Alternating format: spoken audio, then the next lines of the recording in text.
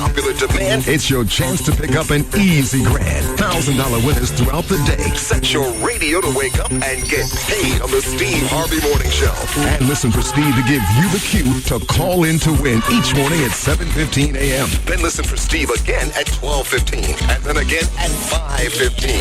Be the 10th caller and you're an instant winner. I'm loving it. It's the $107,000 cash guarantee. The winning begins this Thursday. Please make a note of it. On 107.5 WBLS. Today's R&B and classic soul.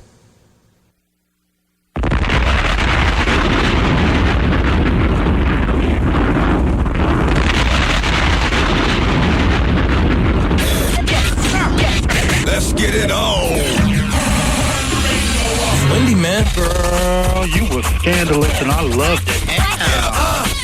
Your show is the best show on the air. The Wendy Williams Experience.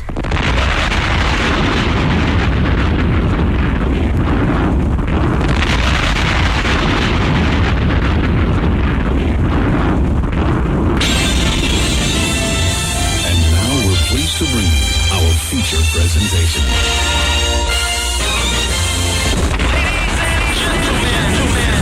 What you're here are about to witness the greatest queen of all time.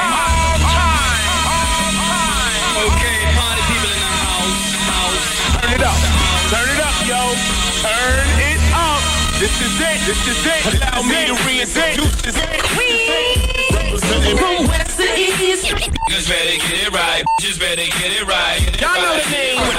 Wendy Williams. Been in this game for a while. I hate to brag. Ain't nobody It is phenomenal. Like the queen. Right here. who the world is this so much drama. From yo block to yo block. Heard of the number one female. Been doing this for years. Barbershop, beauty salon. Who the world is this so much this Again and again. Wendy Williams. Bringing your name up. A lot of you haters scared to death. She at it again. Wendy Williams. She in it to win. Wendy Williams. She back and she staying. Wendy Williams. The ain't playing. I like to present you. The winner of the Game Shoot of the Year award. Once again. Introducing the queen. Hey, everybody. How are you? Welcome to the show. All right, so, can you woo? Not like Sinclair, like Jeffrey Osborne. He's coming in today. Yes. Oh, please. Oh, please. More than that. There you go. Damn. All right, don't tell him, everybody. It'll be fun talking to the legend, though. He's got a new CD out. It's called From the Soul. And, man, Jeffrey Osborne, what more can I say? During Advice Hour yesterday, I promised you I was going to give you websites, web addresses for vintage shopping. I know a lot of you all enjoy the vintage. I apologize for forgetting yesterday. I will be doing that today. And we'll gossip about the celebrities. Little Kim, that damn Dame Dash, Kelsey Grammer, Kevin Garnett. Where do you want to go with this? Hip-hop, sports, what? It is what it is, everybody. Welcome to the mess. It's called the Wendy Williams Experience.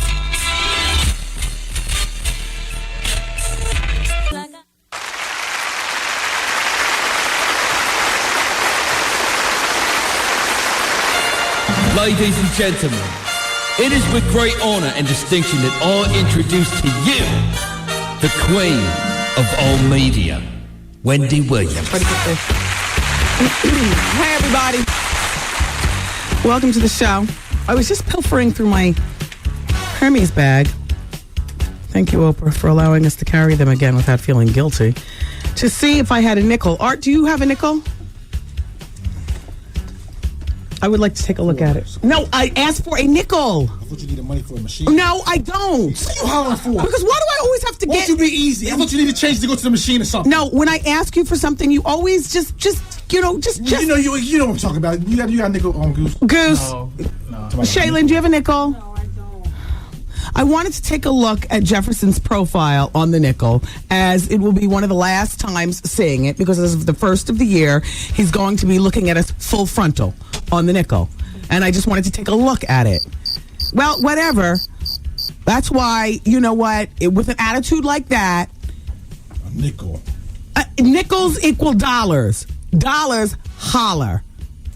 What are you talking about? Nickels are still money, I Art. thought you needed money to get something from the machine, so I said I have a quarter. No, Well, Art. you ain't tell me what you needed it for. It doesn't matter. You don't have it anyway. Yeah, I don't have a quarter.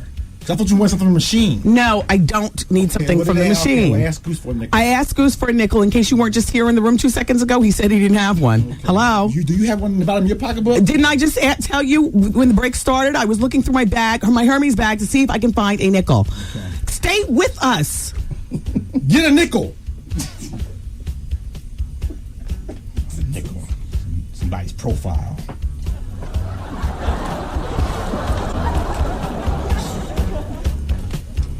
Did you find the date? Did you find the location of Powerhouse? Is it the Wachovia Marsha's Center? getting it for me now. I wish you asked Marsha for the location. Wachovia. Thank you, Marsha in Philly. Shout out to everybody listening on Power 99. Same as usual. That's what she put. Same as usual. A Wachovia. Okay. Well, thank you, Marsha. I just wanted to get my facts correctly before I talked about Jay-Z and the footage he's about to unfold at Powerhouse. Marsha, do you have a nickel? You know what? Marsha's not here to give me one. Does she need to be? Possibly. Oh. Possibly. Attitude. Apparently. Like Goose now, yeah. Apparently, Goose. Anyway, Jay-Z, in case you haven't heard, everyone, has purchased some footage. I heard he paid a pretty decent amount for it of Game. The footage in question has been gossiped about a bit. Maybe you've heard by now. Some people say it's Game giving a lap dance. Some people say it's Game dancing for a bunch of gay men.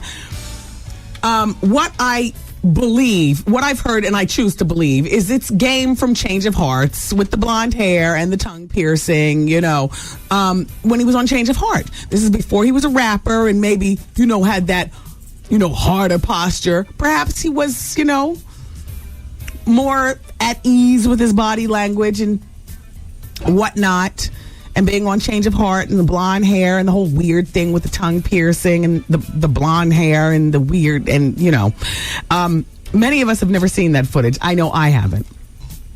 Well, if you happen to be listening in Philadelphia on Power 99, where Wendy Williams' Experience plays.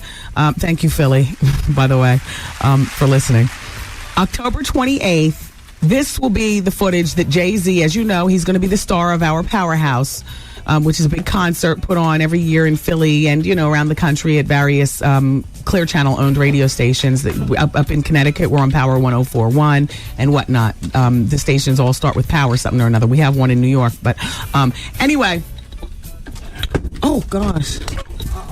Wait, no, I got it, Goose. The microphone came out of the hole. Anyway, so the footage, that's going to, you know, remember last year at Powerhouse, how the footage that was shown was of, what was it, Prodigy in the tutu? Mm-hmm. Do you remember that, Shaylin? Yeah, I do. Art, do you remember that? That wasn't Powerhouse. Where was that? The other station. Summer joint, yeah. Summer Jam? Mm-hmm. I shot 97. Yeah. I get all my big radio station concerts all mixed up, mostly because we don't have one here at the what is this called?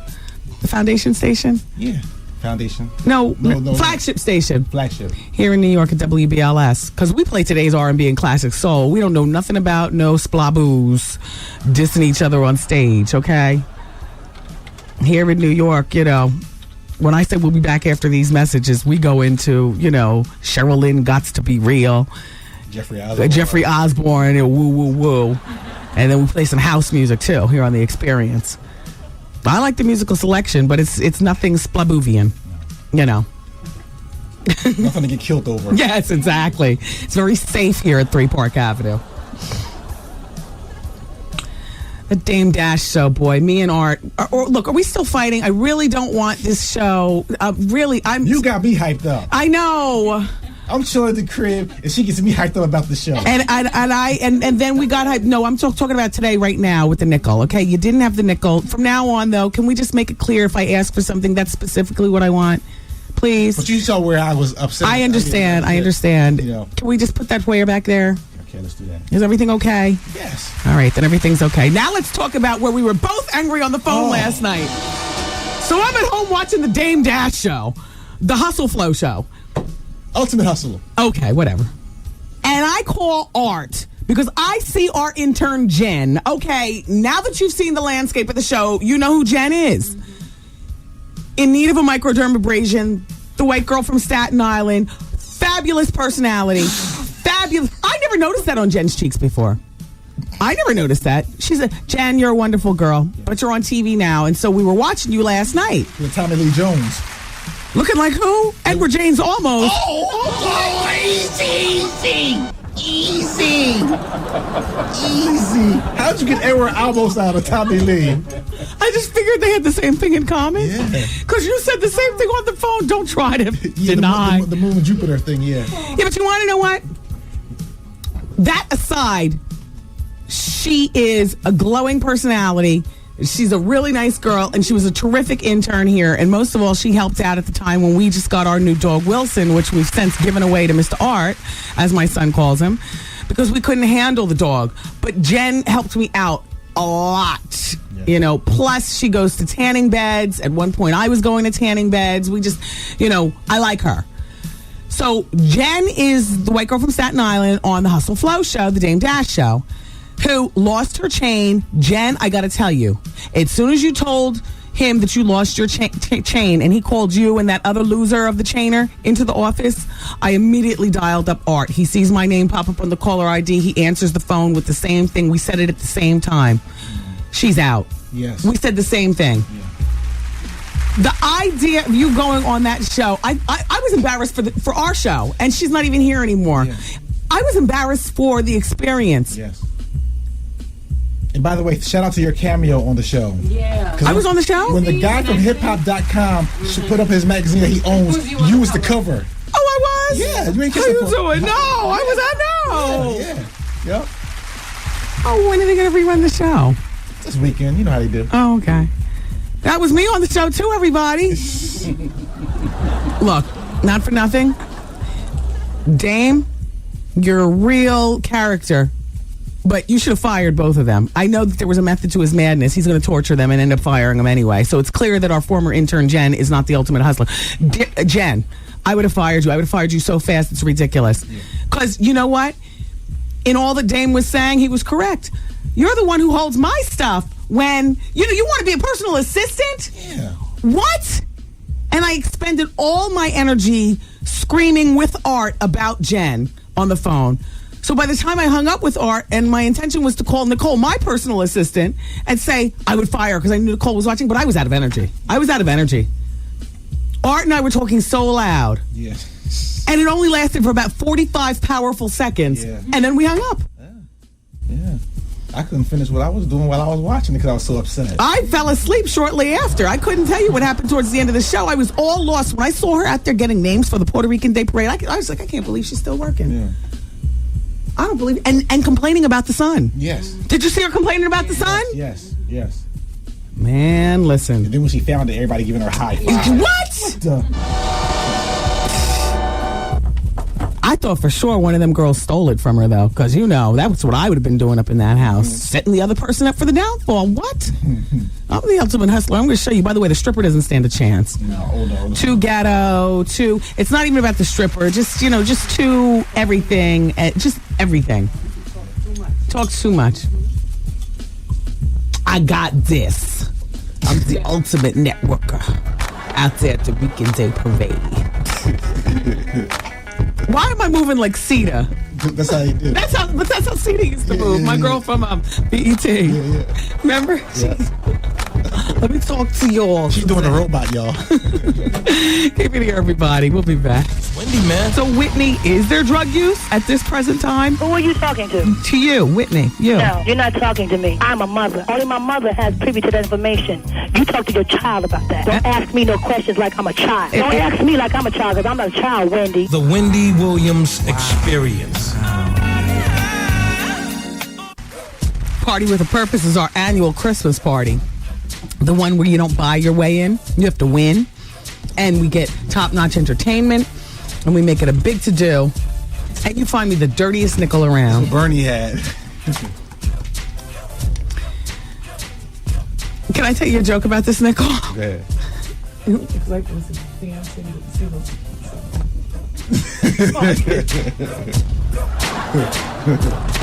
I gotta wait at least 3 weeks before that one. How about if I never say that? Yeah, that's not a good joke. No. Okay. Well, good afternoon, everybody. Welcome to the show. What are you all talking about? Tri-State, New York City. The phone lines are open at 866-GET-WENDY. I certainly don't mind talking with you. As a matter of fact, hello, hi, you're on the radio. Hey, how are you doing? I'm doing fine. How are you? I'm doing good. I had a question for Wendy. Okay, that's me. Hi. Hey, Wendy. Hey. Just have a question. Did you find any additional information? Well, any information on the whole issue with Gerald Levert and Mary J. Blige? Excuse me? Well, he was on the radio station yesterday morning and just like blasting Mary. Oh. Like crazy. No, I've never heard of anybody do that to her. Wait a minute, hold on, Goose. I have to hear. Turn off that music. What did he say? No, well, basically, I think they did like a remake probably like 9-10 years ago. And he's stating he's having a lot of issues with Mary and her record label.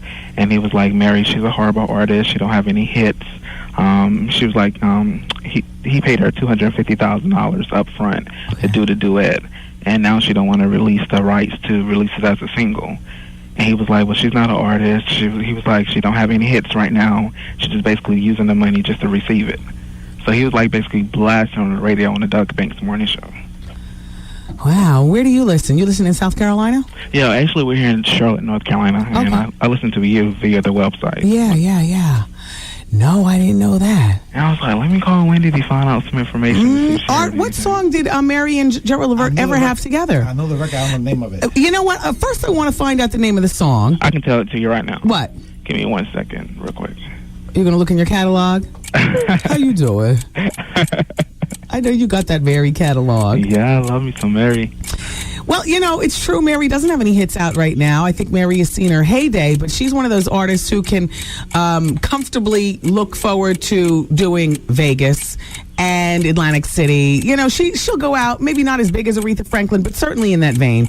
She'll be able to eat for the rest of her life. Yeah. Platinum, no more, but she'll be able to eat for the rest of her life. And eat comfortably, I might add. Yeah, I mean, she actually has a strong fan base, too. Yes. Her fans are a little obsessive about her. Okay, now who, yeah. The name of the song is That's the Way I Feel About You.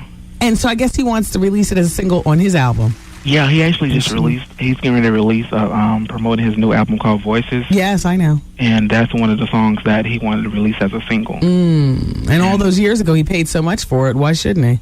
Yeah, but I mean, do you think it's like the label and not her? I don't know. I mean, I have no idea. Okay. Yeah, I just wanted to find out some information on that. All right. Well, thank you for calling. No problem. How are you doing? How you doing? We love you here. He says, how are you doing? Say it with some guts. Go ahead. How you doing? Bye. Bye, Wendy. I'll take somebody else. By the way, everybody, don't forget tomorrow morning at 7:15, the Steve Harvey Morning Show is kicking off your chance to get your share of $107,000 in the cash guarantee. Hi, who's on the phone? Hi. Oh, my gosh. Hey. Hi, my name is Danielle. Hey. I live in Piscataway, New Jersey. I'm 19 years old. Hi, Danielle. And I'm like, I know you're a businesswoman. I look up to you because of that. Thanks, Danielle. And there's so much that I want to do. I want to start my own production company because I actually wrote 6 movies.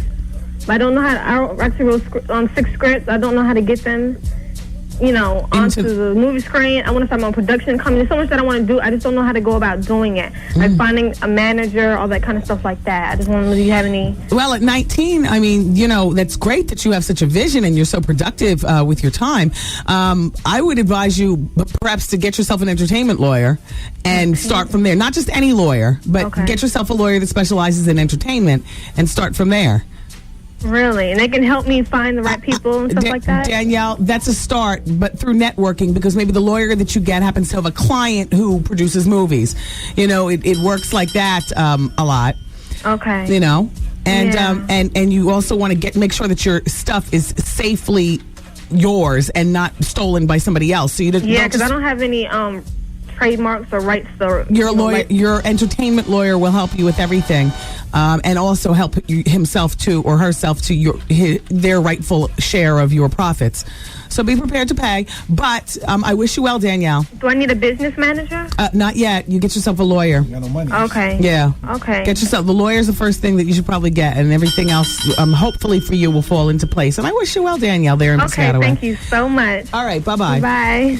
Like I was saying, everybody, so tomorrow morning at 7:15, the Steve Harvey Morning Show has your chance to win $107,000 in our cash guarantee. Wasn't I just saying yesterday that the radio station is really just getting up off the money that I've always known that they've had, but with the broken microphones and the dust is collected and like that around here. But we hired the Steve Harvey Morning Show. Steve doesn't come cheap. They're not terrible here with salaries. Thank God, which is why I still stay. And in taking care of people, they've been a little negligent on the look of the radio station. And so what we're doing right now is getting a multi-million-dollar makeover here at the radio station. All these microphones, everything's being ripped up. Every couch, every paint job, every piece of carpet, everything is being ripped up. We are being totally redesigned. And, my first concern was, is my son still going to be able to go to college? What is going on? Because I'll take the dust. And they said, no, that's not the way it is. I was like, are our listeners still going to be able to win money? Because we can't, they're the bread and butter. They said, no. So you see, we still have money to give away. All this redesigning and paying for the Steve Harvey Morning Show. And we still have the $107,000 in our cash guarantee. The games with the money continue. Isn't that great? Yeah. So you listen for Steve tomorrow morning at 7:15. And then you listen again at 12:15 with Mark Jordan, who's our new midday person. Yes. Congratulations, Marky Mark. MJ. And then you listen again at 5:15 with yours truly, and you're going to be the correct caller, and you're going to win $1,000 in cash. You see what I'm saying? But the winning starts tomorrow morning at 7:15 with the Steve Harvey Morning Show, because we're still giving away the cash and reinventing ourselves. Thank you, everybody, for listening. Oh, look at this. This just in. Uh-oh. Join the Wendy Williams Experience's Artie Life of the Party. Oh! October 6th. That's tomorrow night at Nagasaki. Yes. 276 Fulton Avenue, Hempstead Turnpike. The WBLS Jam Van marks the spot at 11 p.m. Something about a comedy show going on out there in Hempstead. Yes. Look out for the Wendy Hummer. Okay. Now, will you be driving it or do you get driven? I'm getting driven. Oh, go diva. Tonight is the Wendy Williams Comedy Experience at the Laugh Factory. And I want you all to know that instead of looking for the Wendy Williams Comedy Experience on the awning tonight, you look for the awning, in case you've never been to the Laugh Factory, you look to the awning that is paying homage to the late, great Nipsey Russell. Okay. Because he gave us many laughs, and so it's up there. I didn't get any word on when his funeral is. I don't have anything. Do you know that he was never married? And they don't know. The survivor information is not even out there. Like, I don't know whether he ever had kids or whatnot. Because it's been about 72 hours since we found out. But nobody knows anything regarding his personal life. Whether he had a partner that he left behind, children, or whatnot. But there's no word on his funeral. But the Wendy Williams Comedy Experience is happening tonight at the Laugh Factory. Artie? Yes. I'm just looking to see what you have on. Are you going to change your T-shirt? No, I'm going to put my jacket on. Okay, that's nice. Do you think I should give the Nagasaki the same thing I give him tonight? No. Or give him something different? No. Oh, you mean the same jokes? Yes. Oh, yeah, sure. Look, all these comedians work their same jokes market to market. You don't possibly think, not even the greats like Chris Rock. I thought they made up new stuff everywhere they went. I don't believe they make up new stuff everywhere. I'm not even a comedian. I don't believe that. So I can bring out old stuff. Exactly. I can like show my butt like tomorrow, like I did. Like you did at the Laugh Factory the other week. Wow. I would say to you, why don't you ask Capone, since you know he's a great comedian, but now that you know you're a competitor, he's not going to give you trade secrets. Yeah, he hardly speaks. Oh. You comedians. You're such a tight-knit group of people. Your hair looks wonderful, by the way. Thank you. Yes. I noticed. I noticed now. Do you see my whole ensemble? I noticed the ensemble, honey. Ooh, the boots is killer. What? Size 12. Look at the bottom. Wow. You'll kick somebody's butt with those. Size 12. Yes. She's modeling like next type model, y'all, and doing a wonderful job. Size 12. I own a kilt skirt, a tight cashmere sweater. Yes. And knee boots. Yes. I had a business meeting today, and sometimes, you know, even though the business is correct, you have to create a distraction. Yes. You know, as a woman, I just feel as though if you are comfortable enough with yourself and what's between your ears, because nobody likes to be mistaken for a dummy, a bimbo, a trick, a tramp, a hoe. You see what I'm saying? But I'm comfortable enough with myself regarding the business and what I have to offer people and the business at hand that I have no problem walking into a business meeting like this either. Yeah. It distracts the men because they're usually on the other side of the table. And we get business done really quickly. And it goes your way. And it goes my way. There you go. So at the Laugh Factory tonight, pardon my outfit, but it was a distraction because I had a meeting earlier today. And that distraction works. There you go.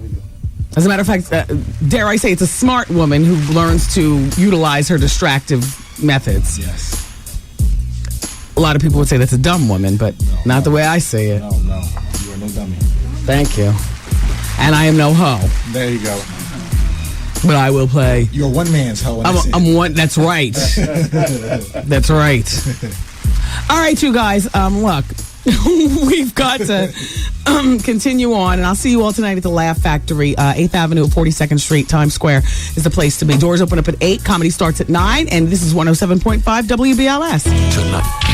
Yo, did you catch this flashback? Wendy Williams and Rachel True. Rachel, everybody plays Mona on Half and Half. So how are you doing as a single woman in Hollywood? Do you live in a condo? Do you have a detached house? No, I actually just bought my first house. Pool in the back? You know what? I don't have a pool. I'm going to put one in. I don't have a pool, and I thought, should I get one? Then I realized you don't go in no damn pool.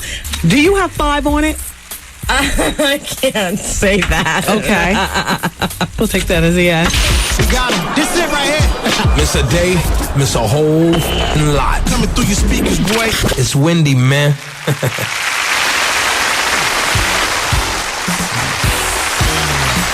Hey, everybody. Here we are. I don't believe that Lindsay Lohan could have possibly been involved with another one of these paparazzi run-ins within a 2-month period. I mean, I know it happened, and I know we all saw her Benz all crashed up and stuff. But you know what? How do we know that wasn't fish scale-induced paranoia? Ooh. Ex-offenders, you remember how it was back in the day? You know what I mean? Somebody following you. You're scared it's the cop, or better yet, the head of the drug enforcement agency, because your mind wanders and gets just so damn paranoid. It couldn't possibly be just somebody saying, hey, Wendy, or, hey, Lindsay. It has to be like the president, of the United States. Yeah. Because that's how your paranoia just gets so heightened after a while. And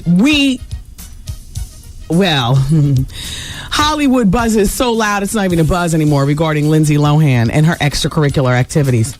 Okay? I mean, it's the best unkept secret in Hollywood.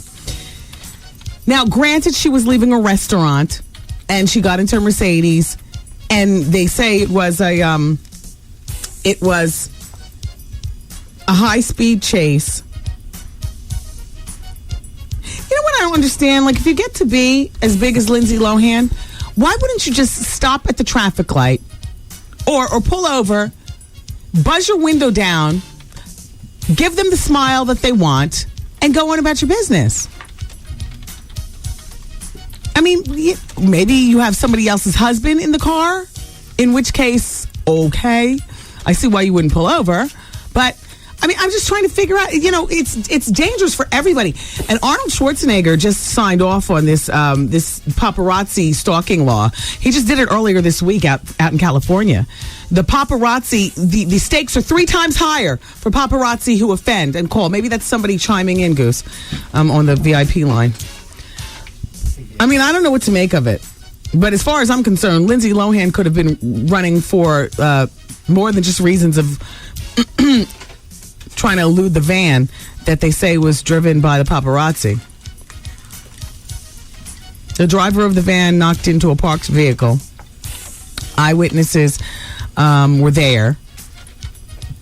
She was upset. She kept saying, oh my God, I can't believe it, I can't believe it. Television footage showed the Mercedes badly damaged. She got into her black Mercedes across the street, and they literally were sitting in the car trying to take pictures of her. She was like yelling at them. Oh, they were sitting on her car. Oh, damn.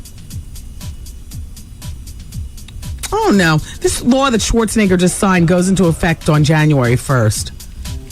So hopefully, if this is the case, and, it's got to be terrible for the stars. Reese Witherspoon was driving with her kids in the car, and she decides to, lead foot it with the kids in the back of the car to elude the paparazzi. They followed her right to her driveway from the gym, with the kids and whatnot. I mean, it happens. Paparazzi shows up outside your kid's school taking pictures of you. Pam Anderson is pretty gracious with that. You always see pictures of her and her kids, and you see her looking at the paparazzi with the grimace. Other times, she'll have her sunglasses on. You'll see her looking in that direction. But she seems to take it pretty well. She is all about her kids, but they get her and her kids doing like soccer practice where, it's about the kids and, But I also understand paparazzi's going to eat too. Those pictures are worth a lot. I mean, you can't win for losing with the whole paparazzi situation, I guess. I don't know. I remember when E! had that show on. Remember the paparazzi show? Where they would show up at every place and take pictures of them. Even and you know how I love to get in celebrities' business. Even I used to wince and watch that show like, this is all too much. And then sometimes they would do a-thons of that show. It would be on for like 6 hours, and I would get just sick and tired of it. Like, get out of these people's faces. Leave them alone. No. Overkill. Yeah. Jennifer Lopez, you hot mama. She's doing the new commercial for her fragrance, Jennifer Lopez. It's called Live Jennifer Lopez. It's $39.50 at Sephora, and it'll be everywhere. The other fragrances are still doing well, but the TV commercial that she's doing, she's gyrating, and the music is going, and she's wearing a Versace gown with a plunging neckline, and she says, dancing makes me feel free. It's a moment of liberty and self-expression. And when you feel free, you feel empowered. It was a 2-day shoot. And they say she went through 8 pairs of shoes. How do you do that? That's just a diva being a diva. And she never paused to take a bite to eat. The drive and dedication have paid off. They say the commercial is smoking hot. Well, I can tell you, here's her capturing. I'm not a fan of mint green. That's the only problem that I have with it. And she's got on, I see it matches the bottle a bit. She's got on a mint green dress with a burgundy sash. I don't like the mint green and the burgundy combination, but you know what? If it works for her, it works. I can't wait to see those commercials on TV. They showed it on Goose. I can't hear Shaylin. They showed that commercial on the side of the Macy's building. Oh, so you actually seen it? Yeah, when you walk down 34th Street. Oh, okay. They show it. She's dancing. She has a man in the picture, too. Oh, yeah, and he's hot, too. Tyra Banks has put the porn star Tyra Banks out of business. Let's go to our expert. Have you ever heard of the porn star Tyra Banks? Yeah, I've heard of her. Does she look like Tyra Banks, the supermodel? No, not really. I think she looks more like Rihanna. Yeah, she don't look like her. Yeah. Well, she spells her name Banxx. Goose, that might be a porn expert on the VIP line. So Tyra Banks wants her name back and to herself. And so she's invited this Tyra Banks porn star on her show. I don't know what episode this is going to be. But Tyra is going to help this Tyra Banks, the porn star, get out of the porn business, thereby ending. I think that's very diplomatic. Tyra Banks, supermodel, as opposed to giving her another name or giving her, $100,000 to not use your name. She's helping her out. That's the way to massage the public opinion. So, the Tyra Banks porn star was born Alana Banks, and she says she got into porn because she lost her job and was picked up by a porn scout. And so she's been, porning out ever since then. But Tyra's going to help get her reacclimated to regular society, I guess, with a job. So, it's pretty hot. Well, it's about ratings. Yeah, and keeping her name, too. And keeping her... It's Wendy, man. Stay with the class.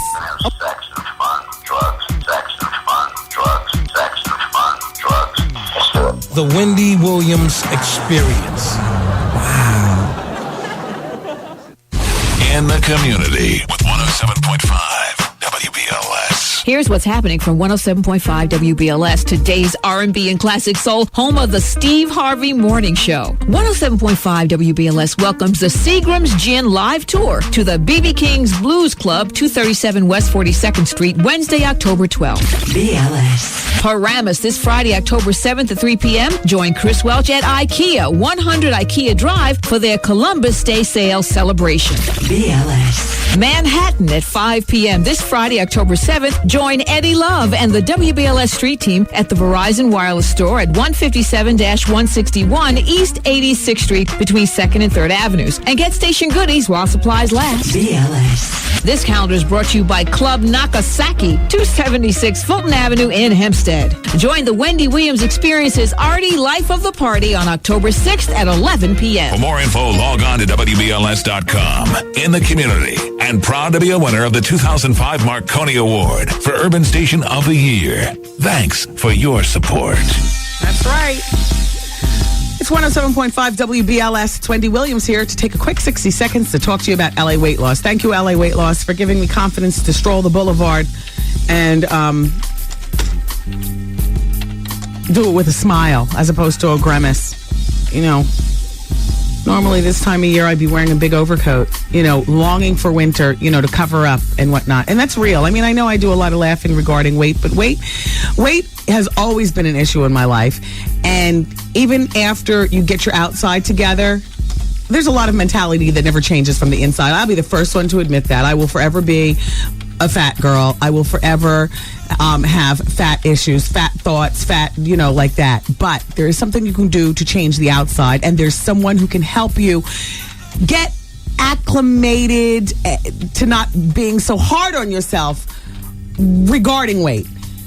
The place I'm talking about that helps you is LA Weight Loss. The person that will help you out within LA Weight Loss is your one-on-one weight loss counselor. My girl's name was Diane. Diane lost 80 pounds herself years ago on LA Weight Loss. She's managed to keep it off. Now, 80 pounds, that's virtually a new person. She was never accustomed to having men coming on to her and all kinds of other stuff right now. Right now, she's got a darling figure. I believe she's married. Whatever it is with her love life, I recall her saying her love life is on board. Either she has a steady boyfriend or she's married. I forgot which one. All I know is that she has what she never thought that she'd have, because she was trapped underneath a lot of fat. And a lot of times people don't want to get to know the inner beauty because what they see on the outside is gruesome. And and I know that inner beauty is better to have than outer beauty. But a lot of times the only way people get to know you is by liking what they see on the outside. I mean, we can agree on that, can't we? Okay, so then we can agree that perhaps it's time to lose some weight. And if you're like me, you tried a lot of different things all of your life. Nothing has really worked. If it does work, it works for 2 seconds and then you gain it back. How about losing weight for a lifetime? How about it? How about you losing weight with LA Weight Loss and it being affordable? How about eating real food? Not cutting off any particular food groups. You can still dine at the restaurants with your family or your friends. You're not counting calories. You're not measuring and weighing. How about calling LA Weight Loss? Do what I did. 18 months ago, I did it. I never regretted that decision. 1-800-448-TRIM. That's the telephone number. They'll set you up with a one-on-one weight loss counselor and everything. And did I mention that LA Weight Loss is affordable? Okay. All right. Take the number when you're ready.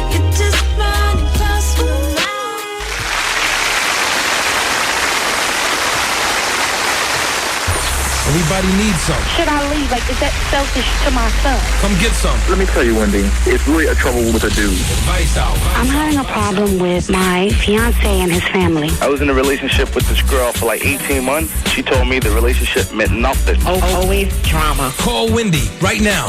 1-866-GET-WENDY. Fax Wendy at 866-WENDY-FAX. Wendy, can you give me advice on plastic surgery? It's Advice Hour here on the show. Shout out to PJ. Yeah, PJ. Yesterday, at the end of the show, I did talk about Beanie Siegel's stepfather being set on fire.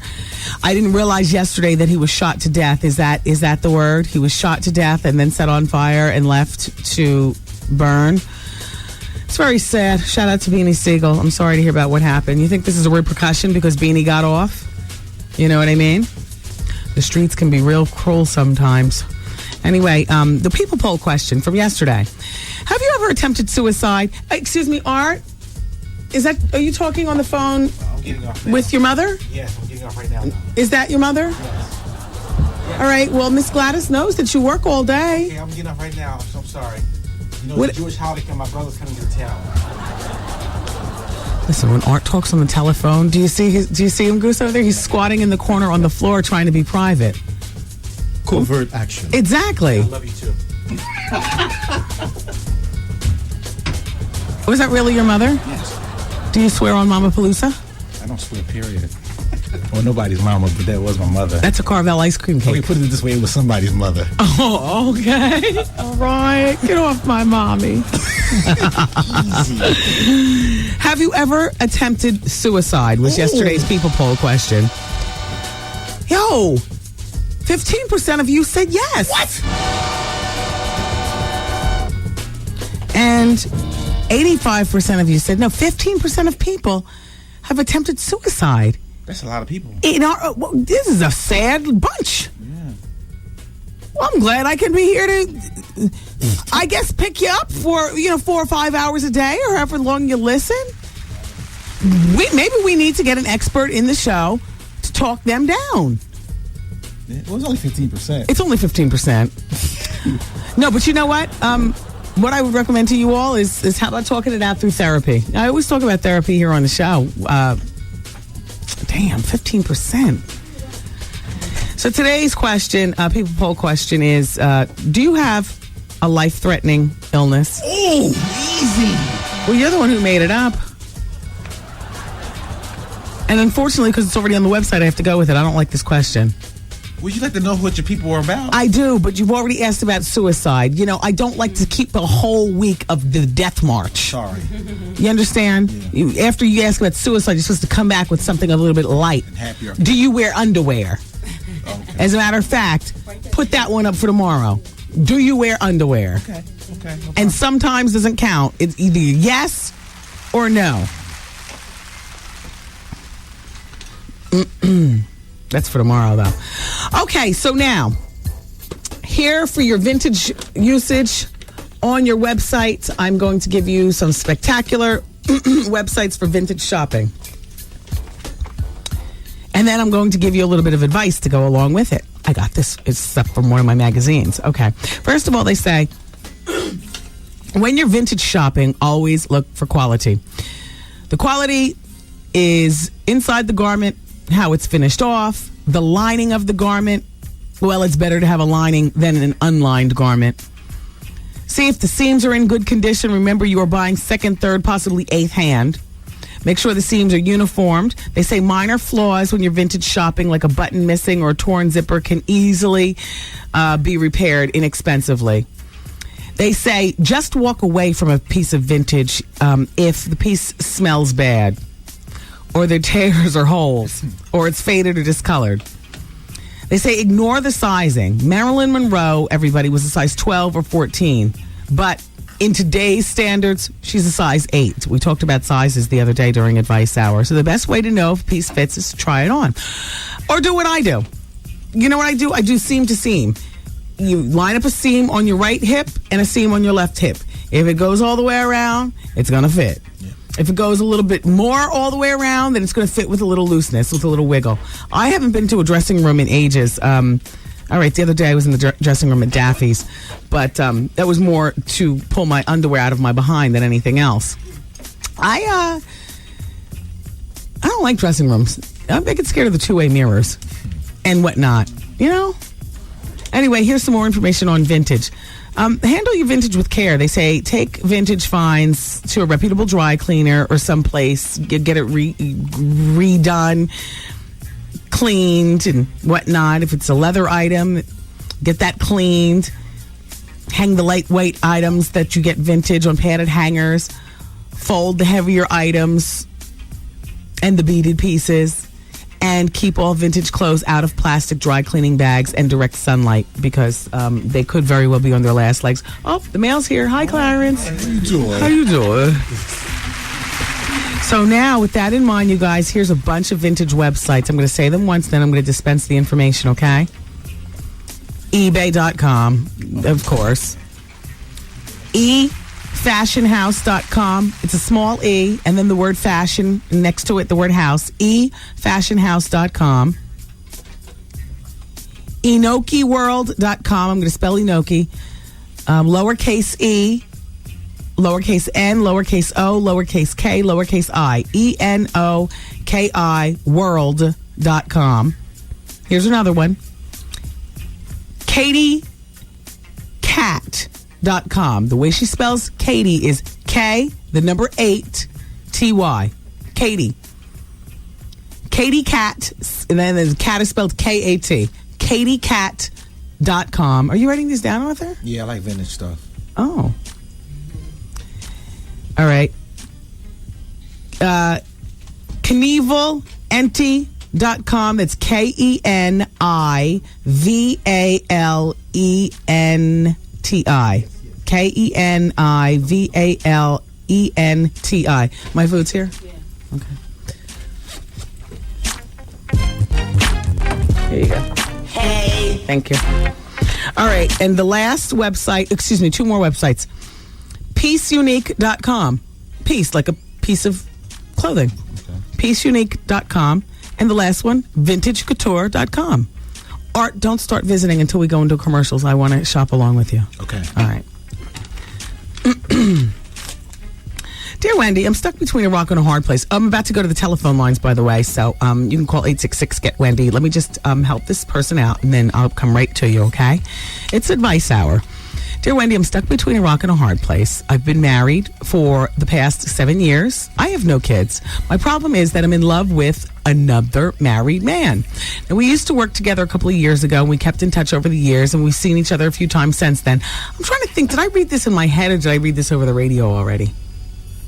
It's an interesting fact. I think I was reading it in my head.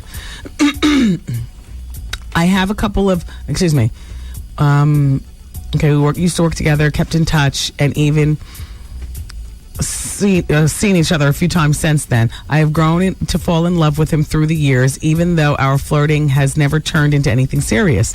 Well, Wendy, now his wife has become pregnant, and my chance of being with him are slim to none. I guess I always thought that we both get a divorce and we'd end up together. I feel as though it should be me being pregnant with his baby. He knows how I feel about him, but since we're both married, he never took me seriously. Somehow he sees me as a jump off. I've tried to stop talking and emailing him, but I'm starting to miss him. I want to get in touch with him. My heart's telling me to get a divorce and pursue him because I truly love him, but I'm not secure. Secure? You mean sure? Oh, she could mean secure. I'm not secure with that he wants me. What should I do?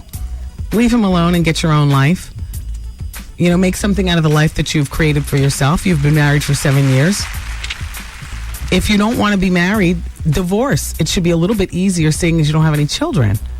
You know, in terms of emotional attachments and things like that. 7 years, I'm sure you've acquired some things. You know, get used to having to divide everything in half or whatever it is, or get your spousal support or whatever. And he doesn't want you. You're a jump off. And furthermore, he might enjoy having sex with you, but he will never be yours. I don't know what kind of illusion you conjured up in your own mind, he will never be yours. And for that reason alone, you need to leave him alone. His wife is pregnant. And don't you wish bad on that baby, because I know you've already been there in your mind. He doesn't want you. And you don't want your husband. So fix your life. And move on.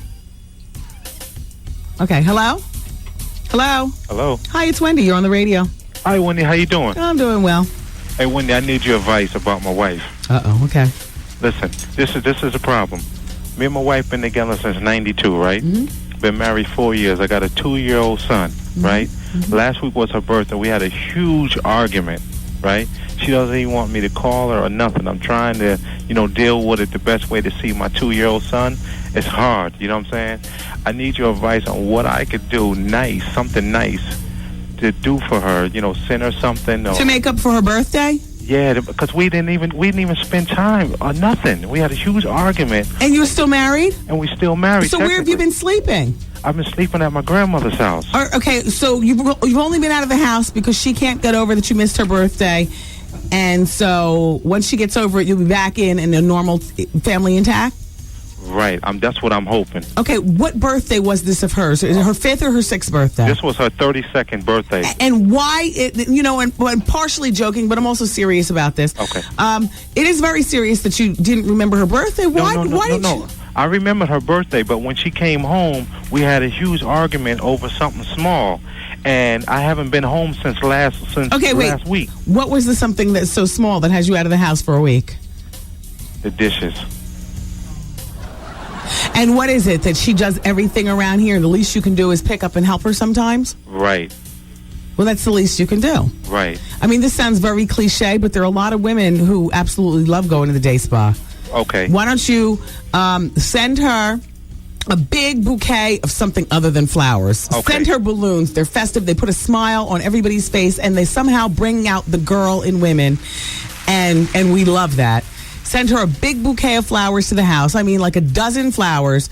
And attached to those flowers, a full day, like 6 hours at your local day spa, wherever it is that you live. Right. You take care of the children. Let her do her thing at the day spa. Apologize. Have something cute on the card, like, pamper yourself like the princess you are. I'm so sorry. Okay. And I will help out. All right. Now, I know she listened to your show. Can I give her a shout out? Oh, go ahead. Yeah. She lives in Stamford, Connecticut. Her name is Nicole Atkins, and I just want to tell her I love her, and she's like my air that I breathe. You know what I'm saying? Aww. I can't live without her and my son. You know what I'm saying? Yeah. And I know she's real upset about what happened. Yeah. And regardless of how it turns out, if she goes to get a divorce or whatever, I just want to let her know on the radio. Well, wait a minute. There's no divorce over dishes unless there's a bigger issue. Listen, this is major. You know what I'm saying? Well, obviously there was stuff going on prior to this. Well, we've been. Yeah, I mean, no marriage is perfect. Oh, you know what I mean? Amen. Well, I wish you well. Okay. Thank you, Wendy. You're welcome. Bye bye. Bye bye. Everybody, the phone lines are open for your pleasure, and we'll be back with more Advice Hour. Keep it here. Wendy, man. Michelle? Yeah. You're just having casual sex with him. Right. There is no engagement. No. He's got a girlfriend. So-called. I'm pregnant now. Should I keep it? Wait, hold on for just one moment. I'm about to reach through the phone and crack her skull. The Wendy Williams Experience. 107.5 WBLS with a return of the $107,000 cash guarantee. Backed by popular demand, it's your chance to pick up an easy grand. $1,000 winners throughout the day. Set your radio to wake up and get paid on the Steve Harvey Morning Show. And listen for Steve to give you the cue to call in to win each morning at 7:15 a.m. Then listen for Steve again at 12:15 and then again at 5:15. Be the 10th caller and you're an instant winner. That is crazy. It's the $107,000 cash guarantee. The winning begins tomorrow. Please make a note of it. On 107.5 WBLS. Today's R&B and classic soul. All right, everybody. On the Wendy Williams Experience. Do we still have people on hold for Advice Hour? They hung up? Just one person.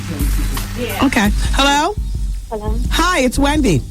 Hi, Wendy. Hey, turn your radio down.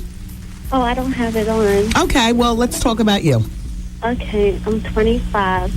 I've been seeing this guy for a year and a half. I'm pregnant by him. I'm doing the 25th of this month. Wow. Congratulations. I think. And I just found out 3 days ago that he's married with 2 kids. Oh! Whoa! I'm having a high-risk pregnancy where I'm on bed rest for 2 weeks. Oh. And it's like, I don't have anyone else to talk about this. My friends don't like him that already warned me about him before. Yeah. The only family I have is my dad, and he's not speaking to me because he's in the church. And what is that, premarital sex, or is that you're having a baby out of wedlock? That I'm having a baby out of wedlock. But the thing is that he don't even know yet that this guy that I'm having a baby for is already married. So you're on bed rest? Yes. And does this guy intend on living up to his responsibilities? Well, the thing is that he was, but as soon as his wife called me. Oh, that's how. Ooh. I never knew that he was married before. Everything was good before. Yeah. But it's just like now. How old are you? I'm 25. And so you've been with him for a year and a half. A year and a half. And you've been pregnant for roughly 7.5, 8 months. Yeah. So you never did use a condom with him. You had just been having sex and got impregnated relatively quick in the relationship. In like 6 months into the relationship or something, you got pregnant? 7 months, 8 months? We were the first time, but then the thing is like, I fell in love with him. So and I thought that he was in love with me too. So after the first time having sex, you guys removed condom, and you didn't have any birth control. I'm just trying to get some history. I mean, it's too late now to do anything about that. The baby's coming. But all right. So how is it that you did not know he was married? Okay, I used to work from 8:30 to 8:30 at night. So the only time I would basically see him is at night and weekends when I'm home. But I met all his family members, his mom and his dad, and no one never said that he was married. You know, I thought that he was single. Yeah. I really did, because my family really don't go in for no one who was dealing with a married man, especially my dad. Yeah, well, your family doesn't seem to go for a lot, including, you know, a pregnancy out of wedlock. So what's your question to me? What should I do? I mean, I haven't spoke. I changed both of my numbers. I haven't spoken to him for the past 3 days, and I don't know what to do. It's like killing me inside. So his wife just calls you up out of nowhere? I guess she ran his cell phone and found your number and called you up? Yeah, from the cell phone bell. She saw how many times he has been calling the boat numbers, the house number. And so she called you with him in the room witnessing, or by herself? Say that again. She was by herself when she called you, or she was with him in the room telling him off too? Oh, she called me by herself. And what'd she say? Bring, bring. So the phone rings, you say, hello. All meek. Go ahead. And what did she say? Hey, go ahead. She's just like, who was this? And I said, who are you? And she was like, she said the person's name and the last name. She was like, I'm Mrs. And she said the last name. And I was like, it couldn't be, because I'm his girlfriend and we're having a baby. Oh, my gosh. And she said, this couldn't be, because I'm his wife and I have 2 kids by him. And he had already told me that he was single. So, okay, did she get upset with you, or did she say... What did she say to you? She did, because she said he wears his ring every day, but I never seen this man with a ring. I never seen the mark from the ring on his ring finger. Right. I mean, I didn't understand it. I thought someone was playing a joke. Right. But then when I get talking to her, and the questions that I was asking her, it is him. All the clothes that he wears, all the marks around his penis. It is him. And I don't think she's going to lie about something like that. Right. No. He's married. Okay, and you haven't talked to him since then? For the past 3 days, no. I changed my number. Yeah. Well, wait until the baby gets here. You know you're going to have to fight for your child support, and if you're looking for somebody to talk to, I would enroll in some sort of therapy. I mean, you're on bed rest until the baby is due. Yeah. Maybe there's some kind of telephone therapy. You got a credit card? Yeah. Okay. You need to call or get on. You have a computer to get online? Yeah. You need to get online and find some online therapy. They have it. Damn. I had a girlfriend who was dealing with online therapy at one point. I forgot what the damn website was. Oh, and it was good, too, because she was, like, too embarrassed to actually... Google online therapy. All right, Google online therapy. You need therapy. Run your credit card. Make it happen for yourself. And if you're looking to recapture or reconnect with your girlfriends, I wouldn't hold my breath for that. I wouldn't hold my breath waiting for your father. Your most important thing right now is your health and bringing this baby into the world. And then once the baby is here, your most important thing is your health and making sure you get some money to be able to take care of this baby. And that includes working or executing child support, having him execute child support in the whole bit. Now, she's already warned you that he's married, so back off. Okay? You didn't know, and so nobody's... I'm not blaming you. You didn't know. Some men are slicker than that, and then some women are dumb enough to fall for something like that, not doing their homework. Even when the signs are all right there, they just don't want to see it. And some women are dumb enough to remove the condom after the first time having sex, talking about we're in love. But, you'll know for next time around. In the meantime, your most important thing is to get yourself some therapy, somebody to talk to, so you're not all stressed out as you go into labor. Okay? Okay. Thank you. And your father, maybe he'll come around, maybe he won't. You can't hold your breath on that either. Okay. And don't let this man sweet talk his way back into your life. He's going to want to come over and visit, and he's going to feel as though he has a wife, and now he has a girlfriend who he can have sex with. He's going to try to twist this all around, and all you need from him is money and work out some kind of visitation. All right. Thank you. All right. I wish you well. Thanks. Bye-bye. Man, she sounded a mess. Art, that backbone I was going to give you for Christmas. Just give it to her. Yeah, do you mind? She can have it. You heard it in her voice. Yes. Mm-hmm. She was ripe for the picking.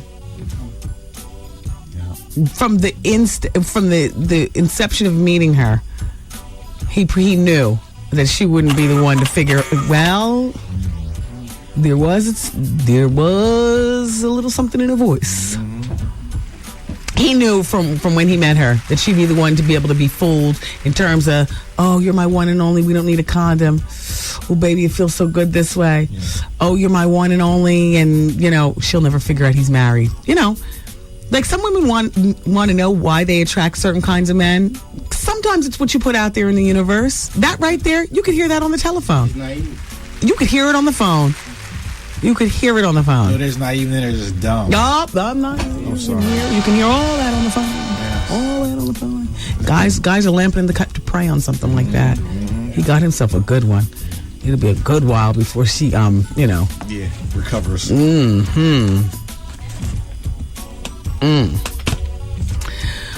right, what did I want to tell you? Do you know that October 8th is Bad Hair Day?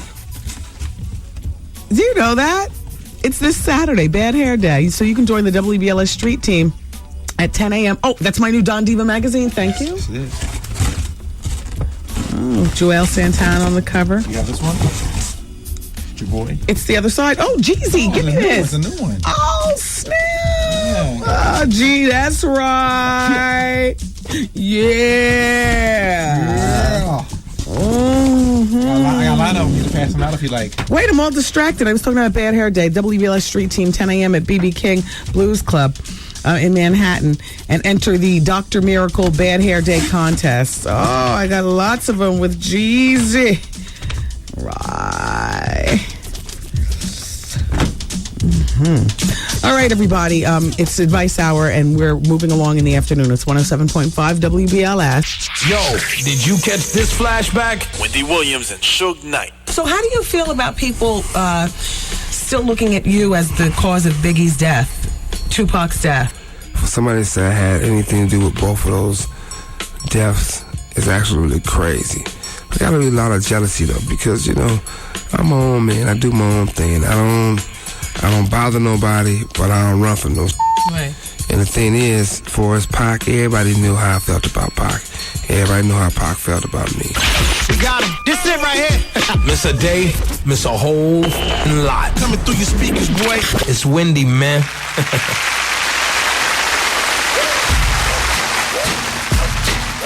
Yeah. It's Advice Hour here on the Wendy Williams Experience. 866-GET-WENDY. I would love to be able to go to the phone now and see who's talking. Hello? Hi, if you're on the radio. Hello? Hi. Oh, my gosh. I hope I don't get cut off. I'm on my cell phone. I need to pull over. Is this Wendy? Yes. Okay, so before you get cut off, let's get to your situation. And then if you get cut off, then I'll still be answering you on the radio. All right. I just did so much. So right now I'm just going to tell you and maybe just ask for your advice as to what I should do now. Okay. I've been involved in this relationship with this guy for 3 years. And I was kind of suspicious that he was cheating on me, but I never had any proof. Mm-hmm. So long story short, one day I was with him, and I noticed that this girl kept calling his phone. Okay. And I wrote down the number, and I ended up, first I questioned him about her, and I didn't get the answers that I was comfortable with. Was he actually having conversation on the phone with her in front of you, or did he? No, he was busy doing something, so he didn't even hear the phone ring. Okay, gotcha. So I secretly took her name and number, and I called her at a later time, and come to find out, she's telling me she's been going with him for 4 years. Okay. They're living together. They're engaged to be married. Oh. And it was just a real shock to me. Yeah, and especially because you've been with him for 3 years. Yeah, and I'm like, how does this happen? Because, I mean, I've been on planes with this guy. I met his mother. I met his friends. And now, have you been to his residence? I went to his mother's house, so I don't know. I really didn't know where he lived all this time, because he told me. Okay, go ahead. Because he told you what? He told me he lived with his brother, and sometimes he stays with his mother. But in 3 years, you never went to his brother's house or anything like that? Yes, I did. Okay, and so of course, now you come to find out, according to this woman, they're living together, engaged to be married. All right, so it sounds to me like he's been lying to you all along, and it's been 3 years of ambiguous behavior towards you. And she also had him on a three-way conversation because I guess she wanted to verify everything what I was saying was true. And at first she was glad because she was like, oh, woman to woman. But then when I called her back later on, next thing you know, she's calling me the B word and don't call her phone no more and all this. Of course. So I kind of cut it off with him, but then I was miserable, and I ended up begging for him to come back to me. I forgive him and all this. Okay. And now he's telling me, oh, well, now he can't trust me, and now, I guess everything's going to continue as it is, but now he has to proceed with caution, being the fact that, as he said, I opened up my big mouth, and I told her this, that, and the other. Right. And so now he's saying, so the trip that we had coming up forth, now we can't do the trip. You got to change it to another date. We got to go someplace else and book me on another flight, and you go on another flight. And I mean, I don't know. I'm still miserable. I just don't know what to do at this point. It's like I'm miserable without him, and I'm miserable with him. Yeah, but you need to get over your misery without him, and your misery without him will only last as long as the next man you meet. I mean, you're single. You have no children, correct? I have 3 children. Oh, God. All right. Well, but they're not with him, though. It's okay. He's never going to be yours. Get over it. And set a better example for your children because they're watching. He's never going to be yours. Yeah. But now I understand why it is you never knew where he lived and stuff, because you've been occupied trying to entertain him and take care of 3 children. You're busy. You don't have time as a mother to be chasing after somebody. But see, that's the thing. Okay. I made him my life. I made him my focus. Well, that's your fault that your children are not your life and your focus. I mean, even if he was your boyfriend, he's just a boyfriend. That's not your husband. He didn't wife you. You don't have any kids by him. He's even less than just a boyfriend. He's somebody else's man. He's deceived you for 3 years. Get over it. Stop calling him. The trip that was supposed to be on the 4th, you're not taking that trip because this relationship is over. And I thank you so much for calling. And you might need some therapy to help you through, but you need to get over it. Hello? Oh, I'm sorry. Hello? Hi, you're on the radio. Hi, is this Wendy Williams? Yep, speaking. I have a question about your dermatologist. Mm-hmm. I wanted to know the name of her. I just moved to New Jersey from New York, and I always hear you talk about her. Okay.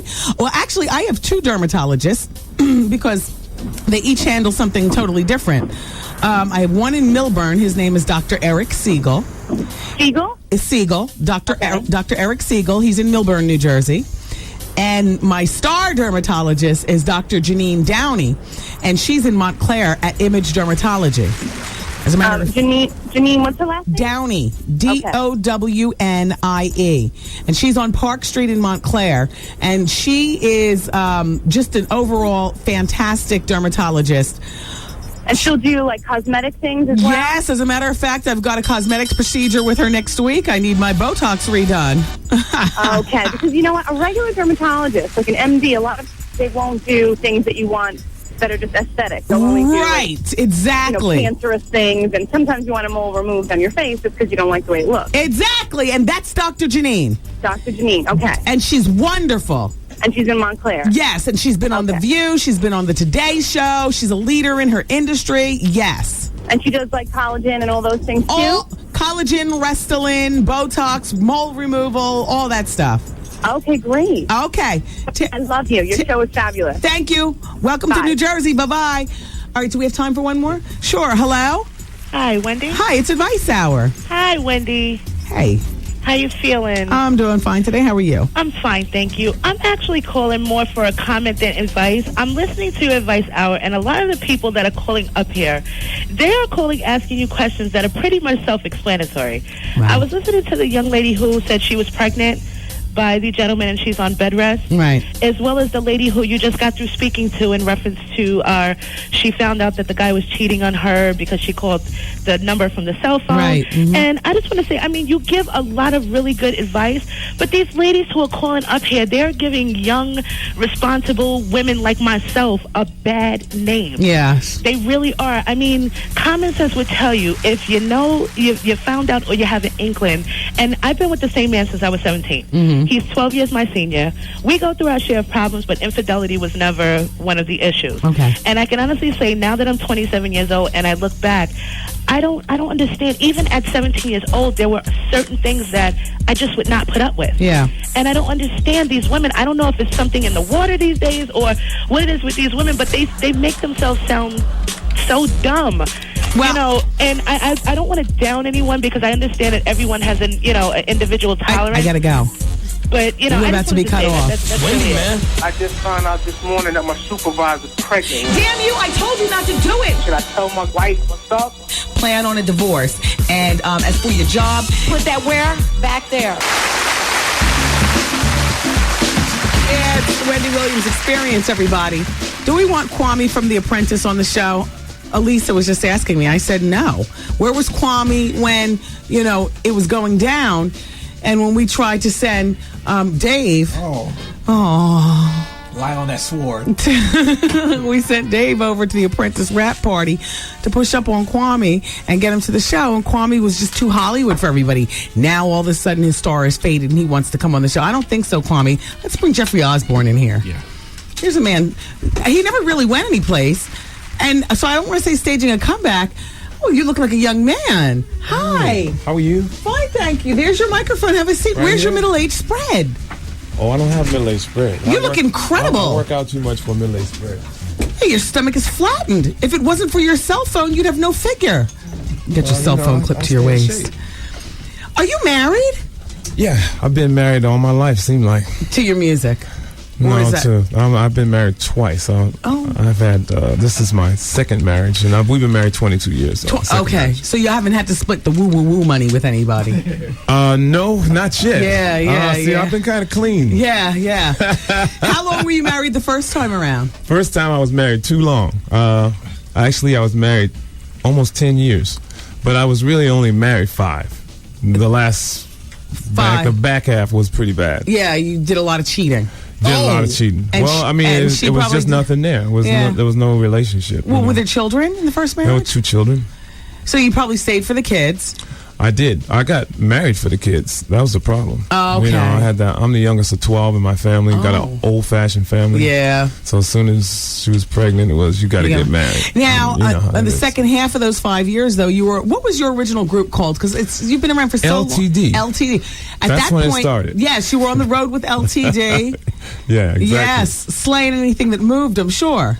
Well, you know, I had fun. Yeah, we all had fun back in the day. Yeah. You look good. What is your age category? I don't want to be specific, sir. You want to be specific? Okay. sure. Well, I don't mind. How old I'm are you? 57. Wow, that's good black.